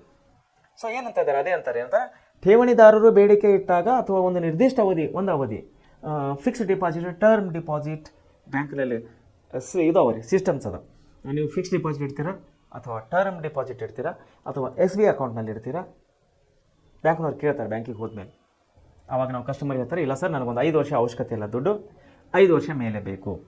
ಸೊ ಅದಕ್ಕೆ ಫಿಕ್ಸ್ ಡಿಪಾಸಿಟ್ ಅಂತೇಳಿ ನಾವು ಕರಿತೇವೆ. ಆವಾಗ ನಾವು ಇಟ್ಟಂಥ ದುಡ್ಡನ್ನು 5 ವರ್ಷದ ಮೇಲೆ ಬೇಕಾದಾಗ ಅವ್ರು ಏನು ಮಾಡ್ತಾರೆ, ನಿರ್ದಿಷ್ಟ ಅವಧಿ ಅಂದರೆ 5 ವರ್ಷ ಮುಗಿದ ಮೇಲೆ ಮಾತ್ರ ಕೊಡ್ತಾರೆ. ಅದರೊಳಗೆ ಇಟ್ಟಂಥ ಹಣನೂ ಕೊಡೋದಿಲ್ಲ. ಯಾಕಂದರೆ ಅದರ ಹೆಸರಿನೇ ಠೇವಣಿ ಅಂತೇಳಿ ನಾವು ಕರಿತಾ ಇದ್ದೇವೆ. ನಿಗದಿತ ಅವಧಿ, ನಿರ್ದಿಷ್ಟ ಅವಧಿ ಮುಗಿದ ಮೇಲೆ ಹಿಂತಿರುಗಿಸಬೇಕಾಗುತ್ತದೆ. ಈ ಠೇವಣಿಗಳಿಗೆ ಬ್ಯಾಂಕು ಭದ್ರತೆಯನ್ನು ಒದಗಿಸುತ್ತದೆ. ಈ ಇಟ್ಟಂಥ ದುಡ್ಡಿಗೆ ಬ್ಯಾಂಕನ್ನು ಸೆಕ್ಯೂರಿಟಿ ಅಂದರೆ ಸೇಫ್ಟಿಯನ್ನು ಕೊಡ್ತಾ ಇದ್ದಾರೆ. ಬ್ಯಾಂಕು ಮತ್ತು ಗ್ರಾಹಕರ ಠೇವಣಿಗಳಲ್ಲಿ ಯಾರಲ್ಲಿ ಬ್ಯಾಂಕು ಮತ್ತು ಗ್ರಾಹಕರ ಕಸ್ಟಮರ್ಸ್, ಬ್ಯಾಂಕ್ ಆ್ಯಂಡ್ ಕಸ್ಟಮರ್ಸ್ ಠೇವಣಿಗಳಲ್ಲಿ ಮೇಲ್ವಿಚಾರಕನಂತೆ ವರ್ತಿಸುತ್ತದೆ. ಬ್ಯಾಂಕ್ ಏನು ಮಾಡ್ತಾ ಇದ್ದಾರೆ, ಗ್ರಾಹಕರು ಮತ್ತು ಠೇವಣಿಗಳ ಮೇಲೆ ಮೇಲ್ವಿಚಾರಣೆ ಅಂದರೆ ಮ್ಯಾನೇಜ್ಮೆಂಟ್ ಅಂತ ಹೇಳಿ ಕರಿತೀವಿ. ಮ್ಯಾನೇಜರ್ ಅಂತೀವಲ್ಲ, ಮ್ಯಾನೇಜ್ಮೆಂಟ್. ಪ್ರತಿಯೊಂದು ಬ್ಯಾಂಕ್ನಲ್ಲಿ ನೋಡ್ರಿ ಯಾವ ಪೋಸ್ಟ್ ಫಿಕ್ಸ್ ಇರ್ತೀರಿ, ಮ್ಯಾನೇಜರ್ ಪೋಸ್ಟ್ ಅಂತಾರೆ ಜನ. ಬ್ಯಾಂಕ್ ಮ್ಯಾನೇಜರ್ ಹೋಗಿದ್ದಾರೆ, ಮಾತಾಡಿದ್ದಾರೆ. ಯಾರಿಗೆ ಹೋಗಿ ಮಾತಾಡಿದಂತಾರೆ, ಬ್ಯಾಂಕ್ ಮ್ಯಾನೇಜರ್ಗೆ ಹೋಗಿ ಮಾತಾಡಿದ್ದಾರೆ. ಮೇಲ್ವಿಚಾರಣೆ, ಮ್ಯಾನೇಜರ್ ಕೆಲಸ ಏನ್ರಿ, ಮ್ಯಾನೇಜ್. ಅವನ ಕೆಲಸನೇ ಮ್ಯಾನೇಜ್ ಅಂದರೆ ಮೇಲ್ವಿಚಾರಣೆ ಮಾಡೋದು. ಹೀಗಾಗಿ ಪ್ರತಿಯೊಂದು ಬ್ಯಾಂಕ್ನಲ್ಲಿ ಮ್ಯಾನೇಜರ್ಸ್ ಇರ್ತಾರೆ. ಆಮೇಲೆ ಮೇಲ್ವಿಚಾರಕನಂತೆ ವರ್ತಿಸ್ತಾರೆ ಇವರು. ಸೊ ಇದು ಒಂದು ಅವ್ರ ಕೆಲಸ ಆಗಿದೆ. ಏನಾಗಿದ್ರೆ ಠೇವಣಿಗಳು ಅಂಗೀಕರಿಸ್ತಾರೆ. ಯಾರ ಜೊತೆಯಲ್ಲಿ ಕೆಲಸ ಮಾಡ್ತಾರೆ, ವ್ಯಕ್ತಿ, ಸಂಸ್ಥೆ ಮತ್ತು ಕಂಪನಿ ಜೊತೆಯಲ್ಲಿ. ಆಮೇಲೆ ಹಣದ ವಹಿವಾಟನ್ನು ಇವರು ಮಾಡುವವರಾಗಿದ್ದಾರೆ. ಯಾರು, ಬ್ಯಾಂಕ್ನವರು. ಇನ್ನೊಂದು ಏನು ಕೆಲಸ ಆಗಿದೆ ಇವ್ರದ್ದು, ಸಾಲಗಳನ್ನು ಕೊಡುವುದು. ಇನ್ನೊಂದು ಕೆಲಸ ಏನ್ರಿ ಇವ್ರದ್ದು, ಸಾಲಗಳನ್ನು ಕೊಡುವುದು. ಈಗ ಸಾರ್ವಜನಿಕರಿಂದ ಪಡೆದಂಥ FD ಹಣವನ್ನು, ಡಿಪಾಸಿಟ್ ಹಣವನ್ನು, ಡಿಪಾಸಿಟ್ ಇದ್ದವ್ರಿಗೆ ಬಡ್ಡಿ ಕೊಡಬೇಕಲ್ಲ. ಸೊ ಎಲ್ಲಿಂದ ಕೊಡೋದು ಬಡ್ಡಿ, ಆ ಹಣನ ಏನು ಮಾಡ್ತಾರೆ ಇವರು, ಇನ್ನೊಬ್ಬರಿಗೆ ಅವಶ್ಯಕತೆ ಇದ್ದವರಿಗೆ ಸಾಲದ ರೂಪದಲ್ಲಿ ಅದೇ ಹಣವನ್ನು ಇಲ್ಲಿ ಕೊಡ್ತಾರೆ. ಅಂದರೆ ಇಲ್ಲಿ 8 ರೂಪಾಯಿ ಡಿಪಾಸಿಟ್ಗೆ ಇವರು ಬಡ್ಡಿ ಕೊಟ್ಟರೆ, ಇಲ್ಲಿ ಸಾಲಗಾರನಿಗೆ ಡಬಲ್ ಅಂದರೆ 12, 14, 15% ಬಡ್ಡಿ ಇಲ್ಲಿ ಹಾಕ್ತಾರೆ. ಈಗ ಡಿಪಾಸಿಟ್ಗೆ ಐ ಥಿಂಕ್ ಈಗ ಸದ್ಯ ರನ್ನಿಂಗ್ ಬಂದು 5, 6, 7% ಇಂಟ್ರೆಸ್ಟ್ ಇದೆ. 7 ಇಲ್ಲ ಅನ್ಕೋತೀನಿ, 5, 6 ಇದೆ. ಅದೇ ಸಾಲಗಾರನಿಗೆ ಇಂಟ್ರೆಸ್ಟ್ ರೇಟ್ ಹಾಕ್ತಿದ್ದಾರೆ, ಐ ಥಿಂಕ್ 12% ಇದೆ, 14 ಇದೆ, 16, 20%. ಸಹಕಾರ ಸಂಘಗಳು 24%ವರೆಗೂ ಕೂಡ ಬಡ್ಡಿ ಹಾಕ್ತಾರೆ. ಅದೇ ಇಟ್ಟಂಥ ಸಾರ್ವಜನಿಕ ಇಟ್ಟಂಥ ಹಣಕ್ಕೆ ಎಷ್ಟು ಬಡ್ಡಿ ಕೊಡ್ತಾರೆ ಅವರು, 5, 6, 7. ಕೆಲವೊಂದು ಖಾಸಗಿ ಬ್ಯಾಂಕ್ಗಳು 8, 10% ಕೂಡ ಕೊಡೋರಿದ್ದಾರೆ. ಸೊ ನಾನು ಹೇಳೋ ಉದ್ದೇಶ ಏನಂದರೆ, ಇಲ್ಲಿ ಸಾಲ ಕೊಡುವಂಥ ಕೆಲಸಗಳನ್ನು ಕೂಡ ಇಲ್ಲಿ ಬ್ಯಾಂಕ್ನವ್ರು ಮಾಡ್ತಾ ಇದ್ದಾರೆ. ಸೊ ಬ್ಯಾಂಕು ಕೈಗಾರಿಕಾ ಕ್ಷೇತ್ರ, ಕೃಷಿ ಕ್ಷೇತ್ರ, ಶಿಕ್ಷಣ, ಗೃಹ ನಿರ್ಮಾಣ ಮೊದಲಾದ ಉದ್ದೇಶಗಳಿಗೆ ಹಣವನ್ನು ಸಾಲದ ರೂಪದಲ್ಲಿ ಕೊಡ್ತಾ ಇದ್ದಾರೆ. ಯಾವುದಕ್ಕೆ ಸಾಲ ಕೊಡ್ತಾ ಇದ್ದಾರೆ ಇವರು, ಒಂದು ಕೈಗಾರಿಕಾ ಕ್ಷೇತ್ರ ಕೊಡ್ತಾ ಇದ್ದಾರೆ. ಯಾಕೆ, ಇವರು ವಸ್ತುಗಳನ್ನು ಉತ್ಪಾದನೆ ಮಾಡೋರಾಗಿದ್ದಾರೆ. ಆಮೇಲೆ ಕೃಷಿ, ಇವರು ಬೆಳೆಗಳನ್ನು ಬೆಳೆಯವರಾಗಿದ್ದಾರೆ. ಆಮೇಲೆ ಶಿಕ್ಷಣ ನೋಡಿ, graduates, non graduates, technician, skill ಇದ್ದವರಿಗೆಲ್ಲ ಈಗ ಸಾಲ ಕೊಡ್ತಾ ಇದ್ದಾರೆ. MBBS ಓದೋರಿಗೆ, ಇಂಜಿನಿಯರಿಂಗ್ ಓದೋರಿಗೆ, ಪ್ಯಾರಾಮೆಡಿಕಲ್, ಸೈನ್ಸ್ ಆ್ಯಂಡ್ ಟೆಕ್ನಾಲಜಿ ಎಲ್ಲರಿಗೆ, degree, PG, post graduate, graduation ಎಲ್ಲ ಒಂದು ಹಂತದಲ್ಲಿ ಸಾಲವನ್ನು ಕೊಡ್ತಾ ಇದ್ದಾರೆ. ಯಾಕೆ, ನಾಳೆ ಅವ್ರದ್ದು ಎಜುಕೇಷನ್ ಮುಗಿದ ಮೇಲೆ ಸರ್ಕಾರಿ ನೌಕರಿಗೆ ಅಥವಾ ಖಾಸಗಿ ಕೆಲಸಕ್ಕೆ ಹೋದಾಗ ಅವರು ಸಾಲವನ್ನು ಬಡ್ಡಿ ಸಮೇತವಾಗಿ ತೀರಿಸಬೇಕಾಗುತ್ತದೆ. ಯಾರು, ಶಿಕ್ಷಣ ಸಾಲದವರು. ಆಮೇಲೆ ಗೃಹ ನಿರ್ಮಾಣ, ಮನೆ ಕಟ್ಟೋರಿಗೆ ಸಾಲ ಕೊಡ್ತಾ ಇದ್ದಾರೆ. ಮೊದಲಾದ ಉದ್ದೇಶಗಳಿಗೆ ಬ್ಯಾಂಕ್ನವರು ಸಾಲವನ್ನು ಕೊಡ್ತಾ ಇದ್ದಾರೆ. ಮತ್ತೇನು ಮಾಡ್ತಾ ಇದ್ದಾರೆ, ಮತ್ತೆ ಇದಕ್ಕೆ ಬಿಟ್ಟು ಮತ್ತೇನು ಕೆಲಸ ಮಾಡ್ತಾ ಇದ್ದಾರೆ ಬ್ಯಾಂಕ್ನವರು, ಪಾವತಿ ಮತ್ತು ಹಿಂದಕ್ಕೆ ಪಡೆಯೋದನ್ನು ಮಾಡ್ತಾ ಇದ್ದಾರೆ. ಪಾವತಿ ಅಂದರೆ ನೋಡಿರಿ ಏನಂತಾರೆ, ಬ್ಯಾಂಕು ಸುಲಭ ರೀತಿಯಲ್ಲಿ ಠೇವಣಿದಾರಿಗೆ ಚೆಕ್ಕು ಅಥವಾ ಹುಂಡಿಗಳ ಮೂಲಕ ಹಣವನ್ನು ಪಾವತಿ ಮಾಡುತ್ತಾರೆ ಮತ್ತು ಠೇವಣಿಗಳನ್ನು ಹಿಂದಕ್ಕೆ ಪಡೆಯಲು ಅನುವು ಮಾಡಿಕೊಡುತ್ತಾರೆ. ಆಮೇಲೆ ಏಜೆಂಟ್ ಅಥವಾ ಏಜೆಂಟ್ ನಿಯೋಜನೆ ಮತ್ತು ಉಪಯುಕ್ತ ಸೇವೆಗಳು. ಬ್ಯಾಂಕ್ದವ್ರು ಇನ್ನೊಂದು ಕೆಲಸ ಏನು ಮಾಡ್ತಾ ಇದ್ದಾರೆ, ಬ್ಯಾಂಕ್ಗಳು ತನ್ನ ಗ್ರಾಹಕರಿಗೆ ಏಜೆಂಟ್ರಂತೆ ಅನೇಕ ಉಪಯುಕ್ತ ಸೇವೆಗಳನ್ನು ಕೊಡ್ತಾ ಇದ್ದಾರೆ. ಆಮೇಲೆ ಲಾಭ ಮತ್ತು ಸೇವಾ ಭಾವನೆ, ಲಾಭ ಮತ್ತು ಸೇವಾ ಮನೋಭಾವನೆ. ಬ್ಯಾಂಕ್ಗಳು ಏನು ಮಾಡ್ತಾ ಇದ್ದಾರೆ, ಸೇವೆ ಮನೋಭಾವನೆ ಹೊಂದಿದ್ದು ಲಾಭ ಪಡೆಯುವ ಒಂದು ಸಂಸ್ಥೆಯಾಗಿದೆ. ಯಾಕಂದರೆ ಠೇವಣಿ ಇಡೋರಿಗೆ 10% ಸಾಲ ಇಂಟ್ರೆಸ್ಟ್ ಕೊಡ್ತಾ ಇದ್ದಾರೆ, ಸಾಲ ತಗೊಳ್ಳಿಗೆ 18-20% ಕೊಡ್ತಾ ಇದ್ದಾರೆ. ಸೊ ಡಬಲ್ ಏನು ಡಿಫ್ರೆನ್ಸ್ ಆಯಿತು. ಅದನ್ನೇ ಹಣವನ್ನು ಅವರ ಬ್ಯಾಂಕಿಂಗ್, ಅವರ ಸಾಲ, ಅವರ ಸೇವೆ ಮನೋಭಾವನೆ ಇದೆಲ್ಲವನ್ನು ಅವರು ಮಾಡ್ತಾ ಇದ್ದಾರೆ. ಸೇವಾ ಮನೋಭಾವನೆ ಅಂದಾಗ ಎಷ್ಟೋ ಬ್ಯಾಂಕ್ಗಳು, Canara bank, SBI, state bank, ಇನ್ನಿತರ ಬ್ಯಾಂಕ್ಗಳು, ಕೃಷ್ಣ ಗ್ರಾಮೀಣ ಬ್ಯಾಂಕ್ ನಾವು ಕೇಳಿದ್ದೀವಿ, ಮೊನ್ನೆ ಕರ್ನಾಟಕ ಗ್ರಾಮೀಣ ಬ್ಯಾಂಕ್, ಇವರೆಲ್ಲ ಏನು ಮಾಡ್ತಾ ಇದ್ದಾರೆ, ಸಮಾಜದ ಅಭಿವೃದ್ಧಿಗೆ, ಸಾಮಾಜಿಕ ಸೋಷಿಯಲ್ ಆ್ಯಕ್ಟಿವಿಟೀಸ್, ಸಮಾಜಕ್ಕೆ ಅನುಕೂಲವಾದಂಥ ಸಾಮಾಜಿಕ ಸೇವೆಗಳನ್ನು ಇವರು ಮಾಡ್ತಾ ಇದ್ದಾರೆ. ಹಳ್ಳಿಗಳನ್ನು ದತ್ತು ತಗೋತಾ ಇದ್ದಾರೆ, ಅನಾಥ ಆಶ್ರಮಗಳಿಗೆ ಸಹಾಯ ಮಾಡ್ತಾ ಇದ್ದಾರೆ, ಸ್ಕೂಲ್ ಕಾಲೇಜುಗಳಿಗೆ ಬೆಂಚ್ಗಳು, ಟೇಬಲ್ಗಳು, ಕುರ್ಚಿಗಳನ್ನು ಸಹಾಯ ಮಾಡ್ತಾ ಇದ್ದಾರೆ. ಟೇಬಲ್ಗಳು, ಡೆಸ್ಕ್ ಬೋರ್ಡ್ಗಳು, ಪಠ್ಯಪುಸ್ತಕಗಳು, ಹಲವು ಸಾಮಾಜಿಕ ಕಾರ್ಯಗಳನ್ನು ಬ್ಯಾಂಕ್ಗಳು ಇವಾಗ ಮಾಡ್ತಾ ಇದ್ದಾರೆ. ಆಮೇಲೆ ನಿರಂತರ ವಿಸ್ತರಿಸ್ತಾ ಹೋಗುವ ಕಾರ್ಯಗಳು ನೋಡಿ. ಇವು ಬ್ಯಾಂಕ್ಗಳ ಕೆಲಸ ನಿಲ್ಲೋ ಕೆಲಸಗಳಿಲ್ಲವು, ನಿರಂತರವಾಗಿ ವಿಸ್ತರಣೆ ಆಗ್ತಾ ಇರುವಂಥ ಕೆಲಸಗಳಿವು. ಬ್ಯಾಂಕ್ಗಳು ತಮ್ಮ ಕಾರ್ಯಗಳನ್ನು ನಿರಂತರವಾಗಿ ಬೇರೆ ಬೇರೆ ದಿಕ್ಕುಗಳತ್ತ ಸೇವೆಗಳು ಮತ್ತು ಚಟುವಟಿಕೆಗಳನ್ನು ವಿಸ್ತರಿಸಿಕೊಂಡು ಹೋಗ್ತಾ ಇದ್ದಾರೆ. ಸಂಬಂಧ ಕಲ್ಪಿಸುವ ಕೊಂಡಿ ನೋಡ್ರಿ, ಬ್ಯಾಂಕ್ ಮತ್ತು ಠೇವಣಿದಾರರು ಏನು ಮಾಡ್ತಾ ಇದ್ದಾರೆ, ಸಾಲ ಪಡೆಯುವವರ ಮಧ್ಯೆ ಸಂಪರ್ಕ ಕಲ್ಪಿಸುವ ಒಂದು ಕೊಂಡೆಯಾಗಿದ್ದಾರೆ. ತಮ್ಮ ಕಾರ್ಯಗಳನ್ನು ನಡೆಸುತ್ತವೆ. ಗ್ರಾಹಕರ ಉಳಿಕೆ ಹಣವನ್ನು ಠೇವಣಿಗಳ ಮೂಲಕ ಸಂಗ್ರಹಿಸಿ, ಇದನ್ನು ಯಾರಿಗೆ ಅವಶ್ಯಕತೆ ಇದೆಯೋ ಅವರಿಗೆ ಸಾಲ ರೂಪದಲ್ಲಿ ಕೊಡ್ತಾ ಇದ್ದಾರೆ. ಮತ್ತೇನು ಮಾಡ್ತಾ ಇದ್ದಾರೆ ಬ್ಯಾಂಕಿಂಗ್ ವ್ಯವಹಾರದವರು, ಬ್ಯಾಂಕಿನ ಮುಖ್ಯ ಚಟುವಟಿಕೆ ಹಣಕಾಸಿನಿಂದ ಕೂಡಿದ ವ್ಯವಹಾರ. ಬ್ಯಾಂಕಿನ ಚಟುವಟಿಕೆ ಏನಾಗಿದ್ದಾರೆ, ಮುಖ್ಯವಾಗಿ ಹಣಕಾಸಿನಿಂದ ಕೂಡಿದಂತಹ ಒಂದು ವ್ಯವಹಾರ ಆಗಿದ್ದರಿಂದ ಇದು ಬ್ಯಾಂಕಿಂಗ್ ಆಗಿದ್ದು ಇತರ ವ್ಯವಹಾರಗಳಿಗೆ ಇಲ್ಲಿ ಅಧೀನವಾಗೋದಿಲ್ಲ. ಅಂದರೆ ಇಲ್ಲಿ ವ್ಯಾಪಾರ ಮಾಡ್ತಾ ಇಲ್ಲ, ಇಲ್ಲಿ ಮತ್ತೊಂದು ಕೆಲಸ ನಡೀತಾ ಇಲ್ಲ, ಪ್ರೊಡಕ್ಷನ್ ಮಾಡ್ತಾ ಇಲ್ಲ. ಅವ್ರು ಏನು ಮಾಡ್ತಾ ಇದ್ದಾರೆ, ಬ್ಯಾಂಕಿಂಗ್, ಕೇವಲ ಹಣದ ವ್ಯವಹಾರನ ಅಷ್ಟೇ ಮಾಡ್ತಾ ಇದ್ದಾರೆ. ಆಮೇಲೆ ಹೆಸರಿನ ಗುರುತುಗಳು ನೋಡ್ರಿ, ಬ್ಯಾಂಕು ಯಾವಾಗಲೂ ತನ್ನ ಹೆಸರಿನಲ್ಲೇ ಬ್ಯಾಂಕು ಎಂಬ ಪದವನ್ನು ಸೇರಿಸಿರಬೇಕು. ಬ್ಯಾಂಕ್ ಅನ್ನೋದು ಏನು ಮಾಡಬೇಕ್ರಿ, ಯಾವಾಗಲೂ ತನ್ನ ಹೆಸರಿನ ಮುಂದೆ ಬ್ಯಾಂಕ್ ಅನ್ನೋ ಹೆಸರನ್ನು ಸೇರಿಸಬೇಕು. ಉದಾಹರಣೆಗೆ State Bank of Mysore, State Bank of Maharashtra, State Bank of Andhra, State Bank of India, Baroda Bank, ಹೌದಲ್ಲಿ Bank of Baroda, Union Bank, Corporation Bank, ಹಲವು ಹೆಸರುಗಳ ಮುಂದೆ ಬ್ಯಾಂಕ್ ಅನ್ನುವಂಥ ಹೆಸರನ್ನು ಕಂಪಲ್ಸರಿ ಆಗಿದೆ, ಕಡ್ಡಾಯ ಆಗಿದೆ. ಆ ಬ್ಯಾಂಕಿನ ಹಿಂದುಗಡೆ ಹೆಸರು ಏನೇ ಆದರೂ ಇರ್ಬೋದು. ಉದಾಹರಣೆಗೆ ಕಾರ್ಪೊರೇಷನ್ ಬ್ಯಾಂಕ್ ಅಂತ ಒಂದು ನೋಡಿದ್ರೆ ನಾವು ಇನ್ನೊಂದು ಯೂನಿಯನ್ ಬ್ಯಾಂಕ್ ಅಂತ ಇನ್ನೊಂದು ನೋಡೋರಾಗಿದ್ದಾರೆ, ಕರ್ನಾಟಕ ಬ್ಯಾಂಕ್ ಅಂತ ಇನ್ನೊಂದು ನೋಡೋರಾಗಿದ್ದಾರೆ. ಆದರೆ ಮುಂದೆ ಬರುವಂಥ ಕೊನೆ ಅಕ್ಷರ ಮಾತ್ರ ಬ್ಯಾಂಕ್ ಅಂತ ಹೇಳಿ ಇರಲೇಬೇಕಾಗಿದೆ. ಆವಾಗ ಅದು ತಾನು ಬ್ಯಾಂಕ್ ಆಗುತ್ತದೆ. ಆಮೇಲೆ ಹೆಸರಿನ ಗುರುತು ನೋಡ್ರಿ, ಬ್ಯಾಂಕು ಯಾವಾಗಲೂ ತನ್ನ ಹೆಸರಿನ ಬ್ಯಾಂಕು ಎಂದು ಪದವನ್ನು ಸೇರಿಸಿರಬೇಕು, ಅಂದಾಗ ಮಾತ್ರ ಅದು ಬ್ಯಾಂಕ್ ಆಗುತ್ತದೆ.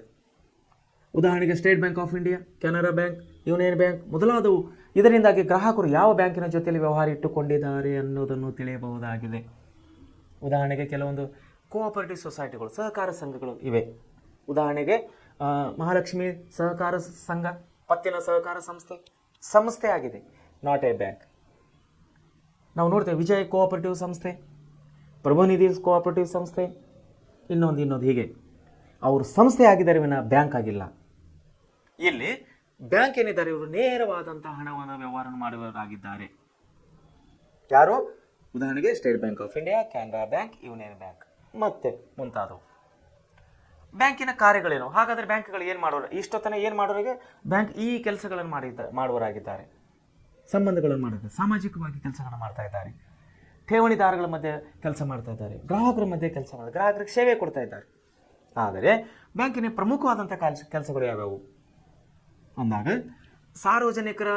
ಸಾರ್ವಜನಿಕರಿಂದ ಅಥವಾ ಇತರರಿಂದ ಠೇವಣಿಗಳನ್ನು ಅಂಗೀಕರಿಸುವುದು. ಸಾರ್ವಜನಿಕರಿಂದ ಅಥವಾ ಇನ್ನೊಬ್ಬರಿಂದ ಏನು ಮಾಡ್ಬೇಕ್ರಿ, ಅವರು ಠೇವಣಿಗಳು ಅಂದರೆ FD ದುಡ್ಡನ್ನು ಇಟ್ಕೊಳ್ಳೋರಾಗಿದ್ದಾರೆ. ಸಾರ್ವಜನಿಕರಿಗೆ ಸಂಘ ಸಂಸ್ಥೆಗಳಿಗೆ ಸಾಲವನ್ನು ಕೊಡುವವರಾಗಿದ್ದಾರೆ. ಹಣವನ್ನು ಒಂದು ಸ್ಥಳದಿಂದ ಮತ್ತೊಂದು ಸ್ಥಳಕ್ಕೆ ವರ್ಗಾವಣೆ ಮಾಡುವವರಾಗಿದ್ದಾರೆ. ಚೆಕ್ಕು ಮತ್ತು ಹುಂಡಿಗಳ ಮೇಲೆ ಹಣವನ್ನು ವಸೂಲು ಮಾಡುವವರಾಗಿದ್ದಾರೆ. ಚೆಕ್ಕು ಮತ್ತು ಹುಂಡಿಗಳ ಮೇಲೆ ನೋಡಿ, ಹುಂಡಿಗಳು ಅಂದರೆ DD ಅಂತೇಳಿ ನಾವು ಡಿಮಾಂಡ್ ಡ್ರಾಫ್ಟ್ ಅಂತ ಕರಿತೀವಿ. ಇಲ್ಲಿಗೆ ನಾವು ಧಾರವಾಡನಲ್ಲಿ ಇದ್ದೀವಿ, ಎಲ್ಲೋ ನಮ್ಮ ಸಂಬಂಧಿಕರು, ನಮ್ಮ ರಿಲೇಷನ್ದವರು ಹಣ ನಾವು ಕಳಿಸ್ಬೇಕಾದ್ರೆ 1 ಲಕ್ಷಕ್ಕೆ ಇಂತಿಷ್ಟು ಅಂತೇಳಿ ಫೀಸನ್ನು ಕಲೆಕ್ಟ್ ಮಾಡ್ತಾರೆ. 1,000ಕ್ಕೆ ಇಂತಿಷ್ಟು ಅಂತೇಳಿ ಅದಕ್ಕೆ ಫೀಸನ್ನು ಇಟ್ಟಿದ್ದಾರೆ. 1,000ಕ್ಕೆ 50 ರೂಪಾಯಿ, 100 ರೂಪಾಯಿ, ಒಂದೊಂದು ಬ್ಯಾಂಕದವರು ಒಂದೊಂದು ಥರ ಇಟ್ಟಿದ್ದಾರೆ. ಇಲ್ಲ ಯಾವುದೋ ಒಂದು ಸಂಸ್ಥೆ ಇದೆ, ಯಾವುದೊಂದು ವ್ಯಾಪಾರ ನಡೆಸ್ತಾ ಇದ್ದಾರೆ, ಅವರು ಯಾವುದೋ ಒಂದು ಸ್ಥಳದಿಂದ ಬೇರೆ ರಾಜ್ಯದಿಂದ ಯಾವುದೋ ಒಂದು ವಸ್ತುವನ್ನು ತರಬೇಕಾಗಿದೆ. ಉದಾಹರಣೆಗೆ ಈಗ ಸಕ್ಕರೆ ತರಬೇಕಾಗಿದೆ ಫ್ಯಾಕ್ಟ್ರಿಲಿಂದ. ಉದಾಹರಣೆಗೆ ಮಧ್ಯಪ್ರದೇಶದ ಒಂದು ಸಕ್ಕರೆ ಬರೋದಿದೆ ವ್ಯಾಪಾರಸ್ಥನಿಗೆ. ಅವನೇನು ಮಾಡಬೇಕಾಗ ಹಣವನ್ನು ಕಳಿಸ್ಬೇಕು. ಹೇಗೆ ಕಳಿಸ್ತಾನೆ? ಇವನು ತಲೆ ಮೇಲೆ ಇಟ್ಕೊಂಡು ರಾಜಸ್ಥಾನಕ್ಕೆ ಹೋಗ್ತಾನೆ ಸಕ್ಕರೆ ತರಲಿಕ್ಕೆ? ಇಲ್ಲ, ಇಲ್ಲಿ ಅವರ ಖಾತೆಗೆ ಇಲ್ಲಿ ರೊಕ್ಕವನ್ನು ಹಾಕಿದಾಗ, ಹಣವನ್ನು ಹಾಕಿದಾಗ ಇವರಿಗೆ ಸಕ್ಕರೆಯನ್ನು ಬಂದು ಮುಟ್ತದೆ.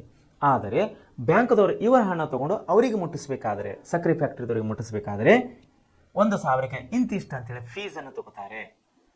ಎಷ್ಟು ಸಾವಿರ ಹಾಕಿದ್ರೆ ಅಷ್ಟು ಫೀಸನ್ನು ತಗೋತಾರೆ. ಸೊ ಅದನ್ನೇ ನಾವು ಏನಾಗಿದೆ ಚೆಕ್ಕು ಮತ್ತು ಹುಂಡಿಗಳ ಮೇಲೆ ಹಣ ವಸೂಲು ಮಾಡುವುದು ಅನ್ನೋರಾಗಿದ್ದೇವೆ. ಆಮೇಲೆ ಹುಂಡಿಗಳನ್ನು ಸೂಡಿ ಮಾಡುವುದು, ಆಮೇಲೆ ಭದ್ರತಾ ಕಪಾಟುಗಳನ್ನು ಬಾಡಿಗೆ ಕೊಡುವುದು, ಲಾಕರ್ಸ್ ಅಂತ ಕರಿತೇವೆ ನಾವು, ಲಾಕರ್ ಸಿಸ್ಟಮ್. ಎಲ್ಲ ಬ್ಯಾಂಕ್ದವ್ರಿಗೆ ಹೊರಗೆ ಬೋರ್ಡ್ಗಳನ್ನ ಹಾಕ್ತಾ ಇದ್ದಾರೆ, ತಾವು ನೋಡಿರ್ಬೋದು ಅಥವಾ ನೋಡಿಲ್ಲ ಅಂದರೆ ಇನ್ನೊಂದು ಸಾರಿ ನೋಡಿ. ಏನಂತ ಬೋರ್ಡ್ ಹಾಕ್ತಾ ಇದ್ದಾರೆ?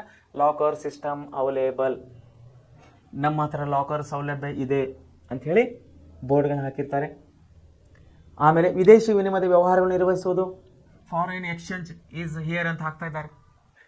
ಫಾರಿನ್ ಎಕ್ಸ್ಚೇಂಜ್ ಅಂದರೆ ವಿದೇಶಿ ಹಣವನ್ನು ನಾವು ಇಲ್ಲಿ ವಿನಿಮಯ ಮಾಡ್ಕೊಡ್ತೀವಿ ಅಂತೇಳಿ ಬ್ಯಾಂಕ್ನಲ್ಲಿ ಒಂದು ಕೌಂಟರ್ ಮಾಡಿ ಕುಂದಿರಿಸಿದ್ದಾರೆ, ಒಂದು ಸ್ಟಾಫನ್ನೇ ಕುಂದಿರಿಸಿದ್ದಾರೆ ಅಲ್ಲಿ. ಆಮೇಲೆ ಬೆಲೆ ಬಾಳುವ ವಸ್ತುಗಳನ್ನು ತಮ್ಮ ಸರಪಸೂದಿಗಳಿಗೆ ಭದ್ರವಾಗಿ ಇಟ್ಟುಕೊಳ್ಳುವುದು. ಗೋಲ್ಡ್ ನೋಡ್ರಿ, ಇದು ನೋಡ್ರಿ, ಬಂಗಾರದ ಸಾಲಗಳಾಗಿದೆ, ಬಂಗಾರದ ಡಿಪಾಸಿಟ್ ಆಗಿದೆ, ಬಂಗಾರನ ಇಟ್ಟುಕೊಳ್ಳೋರಾಗಿದ್ದಾರೆ, ಸಾಲ ಪತ್ರಗಳು ಮತ್ತು ಜವಾಬ್ದಾರಿ ಪತ್ರಗಳನ್ನು ಕೊಡುವವರಾಗಿದ್ದಾರೆ. ಸರ್ಕಾರ ಮತ್ತು ಅಂದರೆ ಕೇಂದ್ರ ಮತ್ತು ರಾಜ್ಯ ಸರ್ಕಾರ ಹಣಕಾಸಿನ ವ್ಯವಹಾರಗಳನ್ನು ಇವರು ನೋಡೋರಾಗಿದ್ದಾರೆ. ಹಣಕಾಸಿನ ವ್ಯವಹಾರ ಅಂದರೆ ರಾಜ್ಯ ಮತ್ತು ಕೇಂದ್ರ ಸರ್ಕಾರ ಅಂದರೆ ಏನ್ರಿ? ಕೆಲಸ ಮಾಡುತ್ತಿರುವ ಕಾರ್ಮಿಕರಿಗೆ, ಸರ್ಕಾರಿ ಉದ್ಯೋಗದಲ್ಲಿರುವಂತಹ ಅಧಿಕಾರಿಗಳಿಗೆ, ನೌಕರಸ್ಥರಿಗೆ ಸ್ಯಾಲ್ರಿ ಕೊಡಬೇಕಲ್ಲ, ದುಡ್ಡು ಹಣ ಕೊಡಬೇಕಲ್ಲ. ಹೇಗೆ ಕೊಡ್ತಾರೆ? ಬ್ಯಾಂಕ್ ಥರನೇ ಕೊಡ್ತಾರೆ. ಸೊ ಸರ್ಕಾರ ಮತ್ತು ನೌಕರರ ಮಧ್ಯದಲ್ಲಿ ಇದು ಕೊಂಡಿಯಾಗಿ ಕೆಲಸ ಮಾಡ್ತಾ ಇದೆ. ಇವೆಲ್ಲ ಕೆಲಸಗಳು ಏನಂದ್ರೆ ಬ್ಯಾಂಕ್ನವ್ರು ಮಾಡ್ತಾ ಇದ್ದಾರೆ. ಆಮೇಲೆ ಮತ್ತೇನು ಕೆಲಸ ಮಾಡ್ತಾ ಇದ್ದಾರೆ ನೋಡಿ ಇವರು? ಬ್ಯಾಂಕರ್ನಿಗೂ ಮತ್ತು ಗ್ರಾಹಕರಿಗೂ ಇರುವ ಸಂಬಂಧ ಏನು ಸಂಬಂಧ ಇದ್ದಾರೆ ಬ್ಯಾಂಕಿನವರಿಗೆ ಮತ್ತು ಗ್ರಾಹಕನಿಗೆ? ನೋಡಿ, ಬ್ಯಾಂಕರ್ನಿಗೂ ಅದರ ಗ್ರಾಹಕರಿಗೂ ಇರುವ ಸಂಬಂಧಗಳು ಎರಡು ರೀತಿಯಲ್ಲಿ ನಾವು ಕಾಣಬಹುದಾಗಿದೆ. ಎರಡು ರೀತಿಯಲ್ಲಿ ನಾವು ಸಂಬಂಧಗಳನ್ನು ಕಾಣಬಹುದಾಗಿದೆ. ಒಂದು ಸಾಮಾನ್ಯ ಸಂಬಂಧ, ಒಂದು ವಿಶೇಷ ಸಂಬಂಧ. ನೋಡಿ, ಒಂದು ಸಾಮಾನ್ಯ ಸಂಬಂಧ, ಸಾಮಾನ್ಯ ಸಂಬಂಧ, ಇನ್ನೊಂದು ವಿಶೇಷ ಸಂಬಂಧ.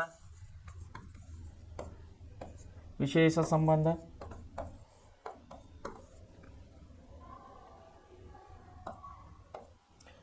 ಎಂಥ ಸಂಬಂಧಗಳು ಕಾಣೋರಾಗಿದ್ದೇವೆ ನಾವು?